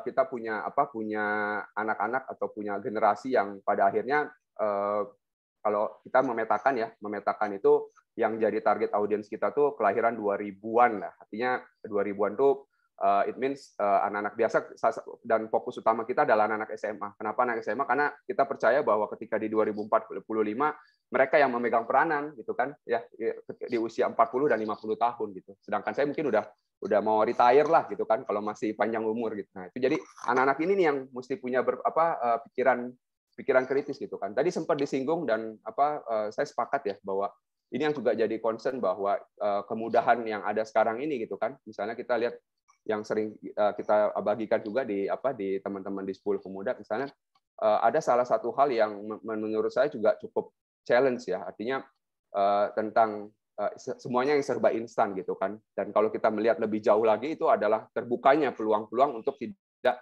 bersikap untuk jujur misalnya, tidak bersikap untuk tidak integritas, tidak jujur terhadap dirinya sendiri, dan yang lebih bahaya adalah tidak jujur terhadap masyarakat. Nah, ini yang lebih berbahaya menurut saya gitu kan. Karena saya lihat ya bahwa anak-anak sekarang gitu kan maunya ya jadi misalnya jadi apapun tuh ya serba cepat gitu, tidak mau melalui proses ya. Nah, ini yang sebenarnya kita coba tanamkan gitu, bahwa semuanya tuh ada prosesnya, dan ekspektasinya bahwa ini walaupun memang ini terkait dengan sistem yang lebih besar juga gitu di masyarakat kita dan budaya ya. Jangan semuanya ketika tidak sesuai dengan standar itu di blaming gitu kan, ada yang jadi itu yang membuat pada akhirnya membuat bahwa praktek-praktek itu pun muncul dari tindakan seperti itu gitu. Nah, ini yang mau kita selalu ya berusaha untuk menanamkan kebaikan, bahwa role sebagai citizenship itu adalah tanggung jawab buat seluruh orang gitu ya. Ada 260 juta, dan ketika saya ngutip BPS proyeksi di 2045 kita punya orang 330 juta orang gitu. Nah, mau kayak gimana nih? Nah, itu kan yang setidaknya kami di 10 Pemuda berkontribusi sangat kecil untuk menyiapkan orang-orang yang atau citizenship yang memang bisa menjadi bertanggung jawab terhadap dirinya sendiri dan juga bisa bertanggung jawab terhadap masyarakat. Gitu, Mbak Yaya dari saya.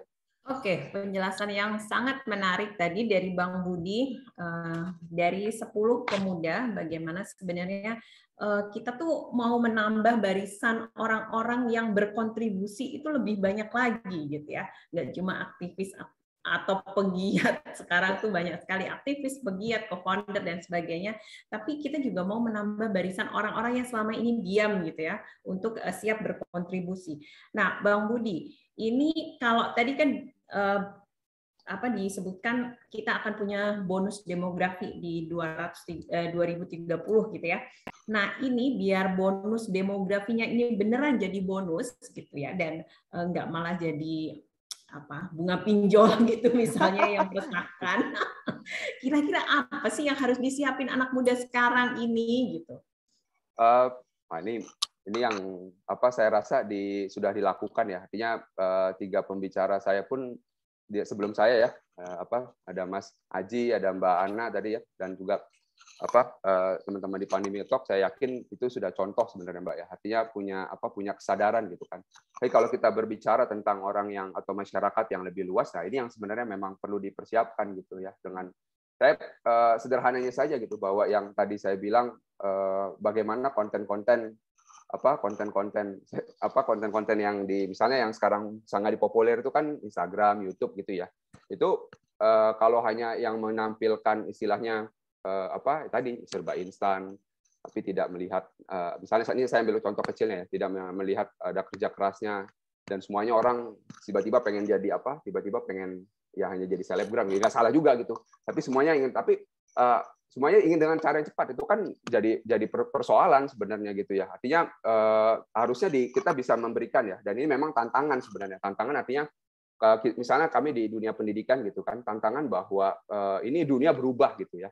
Dunia berubah dan kita pendidik juga harus berubah nih. Artinya berubah bagaimana menyikapi gitu kan, menyikapi tantangan ini gitu. Bagaimana mengarahkan anak-anak muda ini ya, anak-anak misalnya tadi SMP, SMA ini benar-benar mereka tuh bisa berkembang dengan baik gitu. Dan yang paling penting adalah penanaman value. Nah, penanaman value ini yang menurut saya paling krusial, paling fundamental, tapi paling susah gitu kan. Ya kan penanaman value ini gitu kan. Artinya yang cukup challenge gitu buat kita gitu. Nah, ini yang menurut saya jadi tantangan ya buat kita semua. Nah, selanjutnya memang bagaimana juga dunia pendidikan bisa mengawal hal ini gitu. Karena kemarin di 2 tahun terakhir ini kita juga banyak intensif dengan guru-guru SMA, Mbak Yeye ya, artinya berkolaborasi dengan mereka juga, karena kami yakin gitu ya, karena sasaran kami adalah anak SMA, yang perlu didekati adalah guru-guru SMA gitu. Dan saya melihat bahwa teman-teman guru-guru SMA misalnya yang seumuran saya gitu ya, di rentang 30-40, saya sangat menyenangkan gitu. Mereka pun punya kesadaran dan kritisan yang sama gitu, bahwa ini ke depan kita akan menghadapi situasi yang istilahnya menuntut penanaman value adalah hal yang paling utama gitu, dan ini yang menjadi tugas kita semua gitu. Karena saya yakin ya ketika kita tadi pembicaraan pun sudah mengutip ya bahwa ketika berbicara integritas itu adalah hal yang istilahnya tuh buat saya pribadi tuh seumur hidup itu pertaruhannya gitu kan. Artinya kalau saya mau bilang sedikit saya diundang ke acara ini, saya cuma takut satu doang, Mbak, sebenarnya, Mbak. Karena berbicara itu tentang integrity gitu. Integrity itu ketika ini kan integrity itu sesuatu yang sesuatu yang istilahnya itu menurut saya mulia gitu kan. Dan habis saya ngomong kayak gini ya, masing-masing dari kita tuh harus membuktikan benar nggak orang yang berbicara tentang integrity itu benar-benar berintegritas gitu. Karena udah pengalaman, Mbak, artinya dari yang ini ya, saya banyak menyayangkan misalnya ada orang ketangkep KPK terus cuma di ini dulu ngomong ya datang ke KPK supaya jangan korupsi, tapi dia di satu sisi dia melakukan hal itu juga. Nah, ini tantangan ya sebenarnya buat kita masing-masing, dan saya percaya kalau citizen ya dan citizen itu punya integrity dan integrity itu nggak ada harganya gitu kan, nggak ada harganya sama sekali gitu. Bukan karena dia nggak berharga, tapi justru karena sangat berharga dia tidak ada harganya gitu kan. Itu udah nggak istilahnya udah nggak ada inilah tawar menawar tentang integrity gitu, Mbak Yuyu. Oke, betul. Integrity kita ngomongnya aja merinding ya. Karena itu tadi Mas Aji juga bilang butuh nafas panjang banget gitu untuk bisa mempertahankan ini. Oke, sudah 4 narasumber tadi yang menyampaikan materinya dan paparannya. Ini baru ada 1 pertanyaan untuk Mas Aji. Kita balik dulu ke Mas Aji dari Bu Yenti. Bu Yenti mau disampaikan langsung pertanyaannya ke Mas Aji, Bu, silakan. Oh, tampaknya Bu Yentinya sedang sibuk sih kayaknya. Jadi ini aku bacakan aja pertanyaan dari Bu Yenti. Ini Bu Yenti ini adalah agen SPAK untuk Mas Aji. Jadi pada dasarnya pemimpin itu baik, tapi dalam sebuah komunitas atau organisasi kita dihadapkan pada masalah kepentingan kelompok yang mempengaruhi kepemimpinan. Nah, mohon komentarnya gimana Mas Aji? Silakan Mas Aji. Oke ya, terima kasih pertanyaannya, Bu siapa tadi? Mohon maaf. Bu Yenti ya, terima kasih. Ya, kalau ini jawaban saya pribadi, saya tadi sepakat banget sama Mas Budi ya, ngomongin integrity ini ngeri-ngeri sedap nih ya Mas ya. Bahkan kalau kita ngelihat dari Pak Hugeng kan katanya beliau tidak mau memakai nama panjangnya sebelum beliau meninggal ya, untuk memastikan bahwa beliau benar-benar berintegritas gitu, baru berani pakai nama lengkapnya. Jadi sebegitu takutnya beliau tidak berintegritas gitu ya. Jadi sama sebenarnya deg-degannya. Oke, menjawab pertanyaan tadi sebenarnya sangat kontekstual ya, karena tadi pertanyaannya lumayan umum ya. Kalau misalnya yang kita diskusikan adalah masalah untuk adaptasi, masalah kadang-kadang kan kita memang value kita tidak bisa benar-benar kayak saklek gitu ya. Semua pasti ada negosiasi, ada pembicaraan gitu. Tapi ketika berbicara tentang integritas gitu ya sudah gitu, tadi benar kata Mas Budi, tidak bisa ditawar-tawar lagi gitu.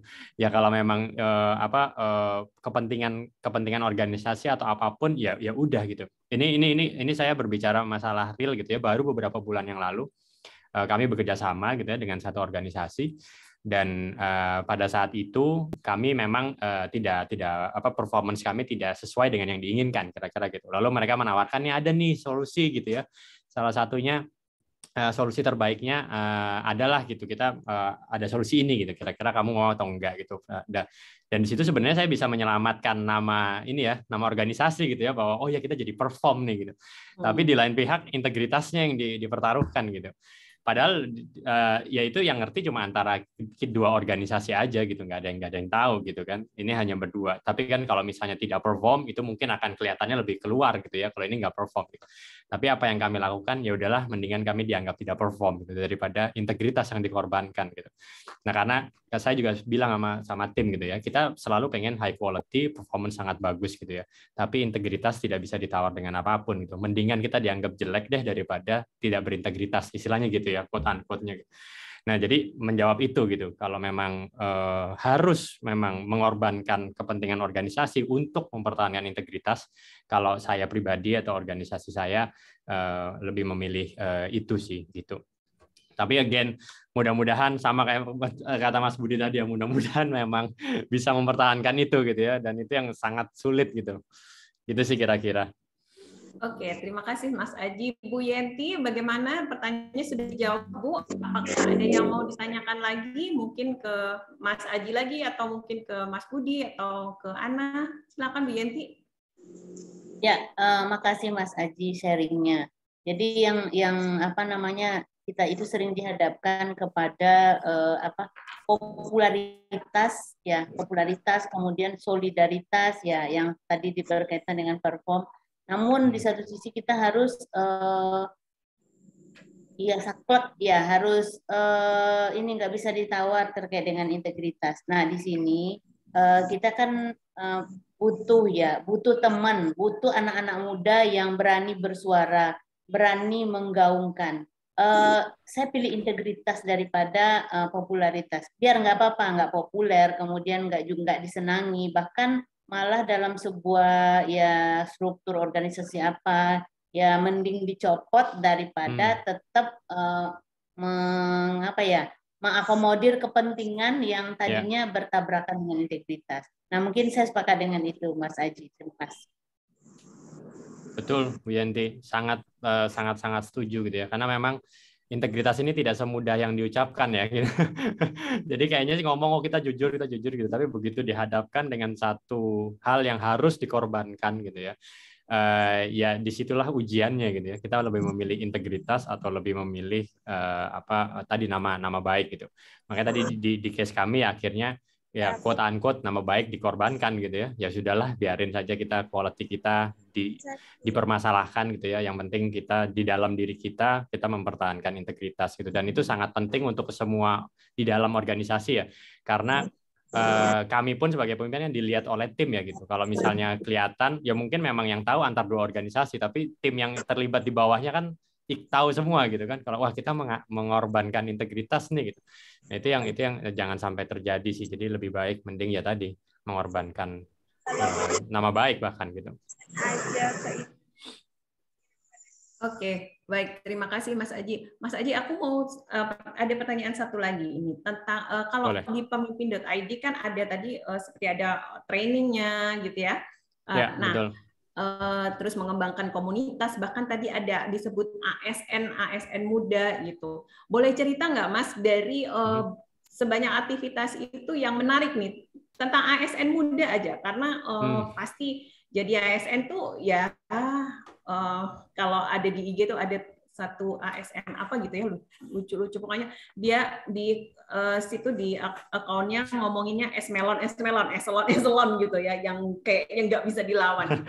Nah di cerita Mas Aji tentang ASN muda ini seperti apa sih Mas kalau bicara soal integritasnya gitu?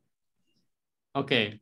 Ya, dari beberapa program yang kami buat gitu ya, salah satunya memang yang sangat menarik, ada program namanya ASN Academy. Jadi ASN Academy ini bootcamp kepemimpinan khusus ASN muda gitu ya. Jadi memang yang belum bereselon, bahkan mungkin baru 2 tahun atau 3 tahun kerja gitu ya. Idealismenya masih sangat tinggi gitu. Nah, di situ kami mengajarkan kepemimpinan jelas, dan juga ilmu-ilmu yang sekarang diperlukan ya di masa sekarang, seperti problem solving, critical thinking, design thinking, dan sebagainya lah gitu ya. Nah, di awalnya kami memberikan ilmu itu harapannya untuk membekali mereka pada saat mereka bekerja gitu ya, untuk menservis lebih baik lagi rakyat Indonesia. Tapi ternyata justru yang sangat bermanfaat buat mereka adalah jejaringnya. Gitu. Jadi di dalam bootcamp ini kita satu batch itu ada sekitar 50-60 orang yang mereka idealis semua gitu ya, ASN itu, dan keluhannya rata-rata sama gitu ya, antara mereka tidak dihargai idenya di dalam lembaganya gitu ya, atau seniornya yang tidak mendengarkan gitu, atau mereka dianggap terlalu change maker, terlalu idealis dan sebagainya lah gitu. Jadi banyak banget dari mereka itu yang hampir putus asa, bahkan banyak yang udah mau keluar gitu ya dari ASN. Tapi begitu join dengan ASN Academy ini, lalu mereka lulus dari bootcamp-nya, membuat komunitas. Jadi kalau di kami programnya setiap selesai bootcamp ada komunitasnya, dan komunitasnya terus berlanjut gitu ya. Akhirnya mereka mempunyai support system. Jadi akhirnya pada saat mereka tadi mulai goyang gitu ya, mereka share ke teman-temannya, dan teman-teman yang lain bilang, oh ya aku juga ngerasa hal yang sama, dan kita bareng-bareng gitu, kita saling support gitu. Jadi akhirnya mereka, komunitas ini sekarang jadi namanya negarawan.id. Mereka mengumpulkan lebih banyak lagi changemaker di ASN gitu ya, untuk bergabung bersama mereka, dan alhamdulillah juga mereka sekarang dapat pembina dari Pak Yanuar, Pak Heru, mereka sangat mendukung banget gitu, dan jadi akhirnya justru yang mereka dapatkan support system supaya nggak goyang gitu. Tadi benar kata Bu Yenti ya gitu, mempertahankan itu nggak bisa sendirian Bu gitu, benar banget. Jadi seandainya tidak bisa disupport dari sistem di dalamnya, paling tidak kami berusaha untuk memberi support system di luar gitu, yang membuat mereka tetap kayak menjadi changemaker, menjadi orang yang berintegritas itu banyak kok yang nolongin gitu. Kira-kira gitu sih, Mbak Yuyu. Iya, menarik banget ya itu. Perlunya support system, jejaring, karena perlu banget untuk nambah nafas gitu. Kalau enggak kita ngos-ngosan sendiri gitu ya. Terus belum sampai tujuannya kita udah tepar duluan gitu. Oke, Ana, kita masih punya waktu 15 menit lagi sebelum semuanya ditutup, tapi sebelumnya aku nanti akan minta dari teman-teman untuk memberikan closing statement masing-masing narasumber. Cuma sebelumnya aku mau tambah satu pertanyaan buat Ana. Ana, ketika masuk di dalam dunia nyata dari fandom itu gitu ya, kan ada juga di dalam fandom itu yang tadi Ana cerita gitu, bahwa BTS tuh kita ditekankannya si love yourself, tapi mau nggak mau banyak banget yang mungkin banyak pengaruh-pengaruh negatif, entah itu soal kompetisi, soal kecurangan dan sebagainya. Nah itu teman-teman di ARMY itu gimana sih menyiasatinya biar tetap waras dalam tanda kutip gitu ya, tetap happy tapi tetap juga punya kontribusi gitu. Iya, kalau misalnya benar yang tadi kayak dijelasin sama Mas Darji, kita harus punya support system gitu ya. Kalau misalnya di ARMY itu sendiri, karena ARMY beragam ya, dan ARMY itu kita punya namanya BTS ARMY Help Center. Jadi untuk teman-teman ARMY yang sedang down gitu, mereka bisa konsultasi gratis ke teman-teman BTS HC, karena mereka semua tuh rata-rata background itu psikologi gitu kan. Jadi di mana ada seseorang yang bisa saling nguatin mereka gitu kan, di mana soal kasus kecurangan ini pun sempat juga dibahas gitu ya, sempat menerpa BTS sendiri gitu ya waktu pada tahun 2013 gitu kan. Cuman sesama ARMY, karena kita saling support gitu, karena kita believe kepada si BTS-nya gitu. Jadi kita sesama ARMY, maupun dia ARMY dari luar atau dia dari Korea atau dari manapun tuh sama-sama saling nguatin gitu. Jadi benar yang kata tadi dijelasin, emang harus ada support system. Jadi ketika orang sekelilingnya pun saling support, ya darinya dia down ya pasti dia akan naik lagi gitu, karena support system di sekitarnya sama-sama, ayo kita sama-sama berjuang gitu ke sana gitu. Oke. Thank you. Iya benar, BTS ARMY ini ininya banyak ya, channelnya banyak yang soal kesehatan mental, soal bahkan kesehatan secara umum juga ada gitu ya, macam-macam banget channelnya, lengkap semuanya ada. Bang Budi, satu lagi, tadi kan Bang Budi sempat menyebut 4 pilar ya, yang banyak dikomunikasikan oleh teman-teman di 10 Pemuda. Aku minta highlight untuk teman-teman peserta di sini yang mungkin belum begitu jelas apa sih 4 pilar dan apa sih maksudnya gitu. Singkat saja Bang Budi, ada 4 pilar yang tadi dikembangkan oleh teman-teman 10 Pemuda. Kita ada 4 ya. Detailnya sih bisa dilihat di web ya, Mbak Yaya ya. Tapi saya highlight saja tadi dari ininya ada kita National Identity, itu kita bahasakan sebagai Aku Indonesia. Ya, nilai-nilai keindonesiaan ya, pastinya ada banyak nilai yang bisa kita gali dari keindonesiaan kita gitu kan, Bhinneka Tunggal Ika misalnya. Nah itu yang coba kita tanamkan ke teman-teman. Lalu yang kedua, setelah kita tahu kita as Indonesian people gitu kan, kita dorong anak-anak muda supaya bisa productivity gitu, aku berkarya. Jadi aku berkarya itu dalam hal apa aja gitu ya, terserah teman-teman gitu, dia mau jadi istilahnya mau jadi ya selebgram misalnya yang lagi populer sekarang, mau jadi pelukis, pemain bola, apapun itu adalah cita-cita yang patut untuk diperjuangkan oleh setiap individu gitu kan. Dan itu pilihan yang menurut saya ya harus diambil gitu kan, nggak harus ada istilahnya ngapain kerja gitu doang, ngapain ngambil karir itu gitu kan. Justru kita mendorong supaya orang, karena saya yakin bahwa selama itu baik itu kan, dan itu bisa berguna gitu buat negara kita gitu. Dan sering kalau kita lihat ya, kadang sering mirisnya itu banyak hal-hal yang sebenarnya bagus gitu kan, itu tidak berkembang. Nah ini yang mungkin ke depan ya juga itu kalau kita berbicara itu jadi PR juga buat kita. Lalu yang ketiga yang lumayan krusial ya adalah ini positive consumerism atau aku cermat gitu ya. Artinya aku cermat ini kita ada banyak sih sebenarnya banyak turunannya gitu. Tapi kalau misalnya salah satu ambil dalam konteks ini ya, salah satunya misalnya tentang ini Mbak Yeye, misalnya tentang bagaimana mengelola keuangan gitu.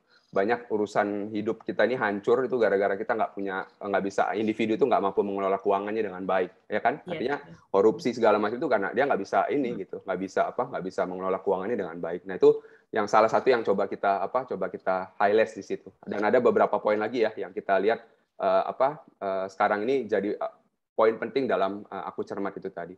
Dan yang terakhir at the end selain sebagai Indonesia citizen, kita adalah global citizen gitu. Jadi di sini adalah bahasa ininya biasa kita bilang global participation, tapi bahasa ininya populernya adalah aku mendunia gitu. Jadi kita dorong teman-teman supaya nggak usah takut gitu kan, sebagai warga dunia kita berkontribusi loh untuk dunia gitu, apa yang kita lakukan hari ini. Karena salah satu yang mungkin contoh ya yang saya ingat tuh, dan ini kenapa saya ingat ini pada kejadian udah 10 tahun yang lalu, Mbak.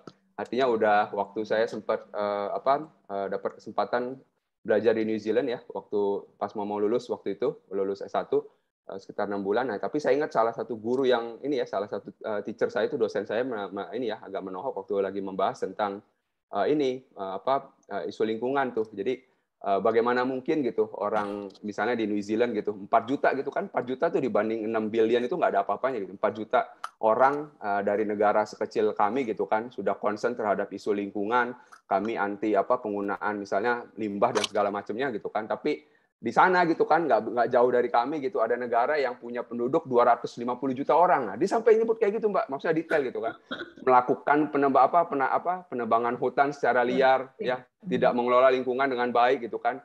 4 juta ini dibandingkan itu nggak ada apa-apanya gitu. Artinya di situ kan kita ini ya menekankan bahwa kita sebagai warga global ya itu apa yang kita lakukan di sehari-hari kita tuh sebenarnya ini ya berkontribusi terhadap dunia kita gitu. Intinya itu sih, Mbak Yeye.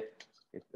Oke, terima kasih banyak Bang Budi. Nah, teman-teman ini masih tersisa 5 menit sampai 7 menit. Saya mohon masing-masing dari teman-teman narasumber untuk memberikan closing statement. Silahkan Mas Aji duluan. Oke ya, terima kasih Mbak Yeye dan Mas Budi, Mbak Ana, senang banget bisa join di sini. Saya mungkin closing statement, saya mengingat kata-katanya ayah saya gitu ya pada saat waktu dulu kecil gitu kan, dia bilang suatu saat nanti kalau kamu ketemu sama sungai yang sangat deras gitu ya, jangan dilawan gitu, kamu bodoh namanya kalau kamu ngelawan sendirian gitu. Tapi jangan hanyut, kalau hanyut itu lebih bodoh lagi gitu. Yang perlu kamu lakukan adalah berdiri dulu aja di tengah sungai itu, cari batu-batu di kaki kamu supaya kamu tetap bisa berdiri sambil ajakin teman-teman kamu buat pegangan tangan gitu. Ketika udah cukup banyak yang pegangan gitu ya, mungkin yang di ujung bisa megang pohon satu dan pohon lainnya, baru bareng-bareng kamu ngelawan arus gitu. Jadi sebenarnya dari situ saya terinspirasi gitu ya, bahwa sebenarnya yang kita lakukan semua di sini kan sedang berdiri di kaki masing-masing gitu ya. Saya di pemimpin.id, Mas Budi tadi di 10 pemuda, 10 pemuda, Mbak Ana juga tadi di BTS gitu ya, Army gitu ya. Jadi di sini kita yuk bareng-bareng pegangan tangan gitu ya, dan menuju ke suatu perubahan yang sama. Insya Allah Indonesia akan berubah kok gitu. Itu sih mudah-mudahan. Oke. Terima kasih Mas Aji. Kesempatannya. Oke, Ana silakan Ana closing statement untuk hari ini. Ya, terima kasih Mbak ya. Senang banget bisa bergabung di sini untuk bahas tentang integritas gitu ya, dan mewakilkan atas Army Indonesia.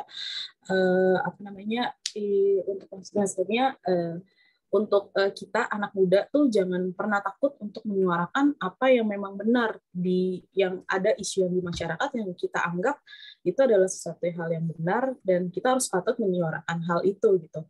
Karena ketika kita suarakan, suara kita didengar, hasilnya akan dinikmati oleh masyarakat sekitar dan berdampak untuk masyarakat besar masyarakat secara besar di masa depan. Thank you Ana, Borahe. Borahe. Oke, Bang Bodi silahkan.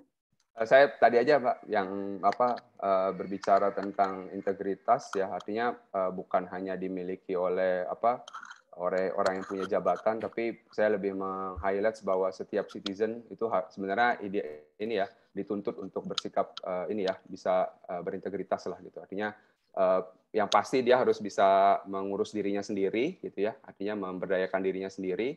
Dan setelah dia mampu gitu kan, ataupun kalau dia belum mampu tapi dia mau gitu kan, karena dia punya tanggung jawab, merasa ya punya tanggung jawab sosial yang tinggi gitu kan. Nah, society itu butuh dia juga gitu. Jadi kita nggak bisa lepas ya bahwa kita adalah bagian dari masyarakat. Dan saya percaya bahwa Indonesia di tahun 2045 itu benar-benar Indonesia emas gitu ya, benar-benar tidak hanya secara jumlah, tapi saya yakin kita punya kualitas SDM yang harapannya adalah bisa benar-benar ini ya.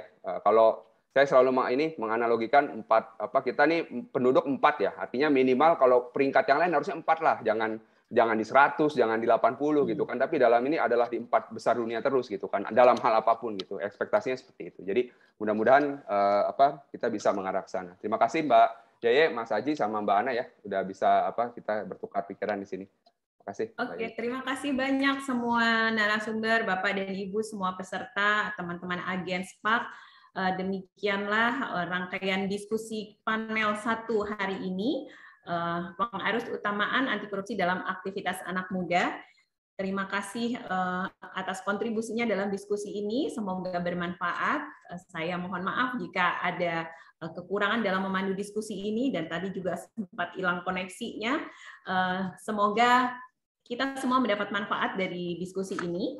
Saya memberikan beberapa highlight dari diskusi ini, bahwa yang pertama kita semua punya tanggung jawab dan kontribusi untuk perbaikan negara ini, dan kemudian aktivisme anak muda Indonesia cukup beragam, tapi di dalamnya selalu ada nilai-nilai integritas, nilai-nilai anti korupsi yang setiap saat harus dirawat dan tetap dipertahankan.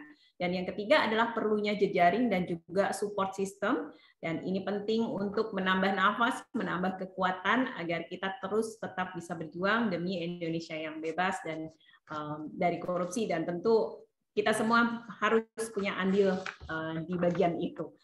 Terima kasih sekali lagi, semoga kita semuanya sehat dan bisa dipertemukan dalam kesempatan-kesempatan yang lebih baik dan juga menarik. Saya kembali mengingatkan bahwa hari ini masih ada panel penutupan dari rangkaian diskusi Voice of Integrity. Ini nanti ada jam 15.30 dan bisa diikuti lewat link yang sudah disebarkan oleh teman-teman panitia lewat chat. Demikian, terima kasih semuanya. Salam sehat. Assalamualaikum warahmatullahi wabarakatuh. Selamat sore. Terima kasih ya semuanya. Sore. Terima kasih semuanya. Mari. Terima kasih. Terima kasih semuanya.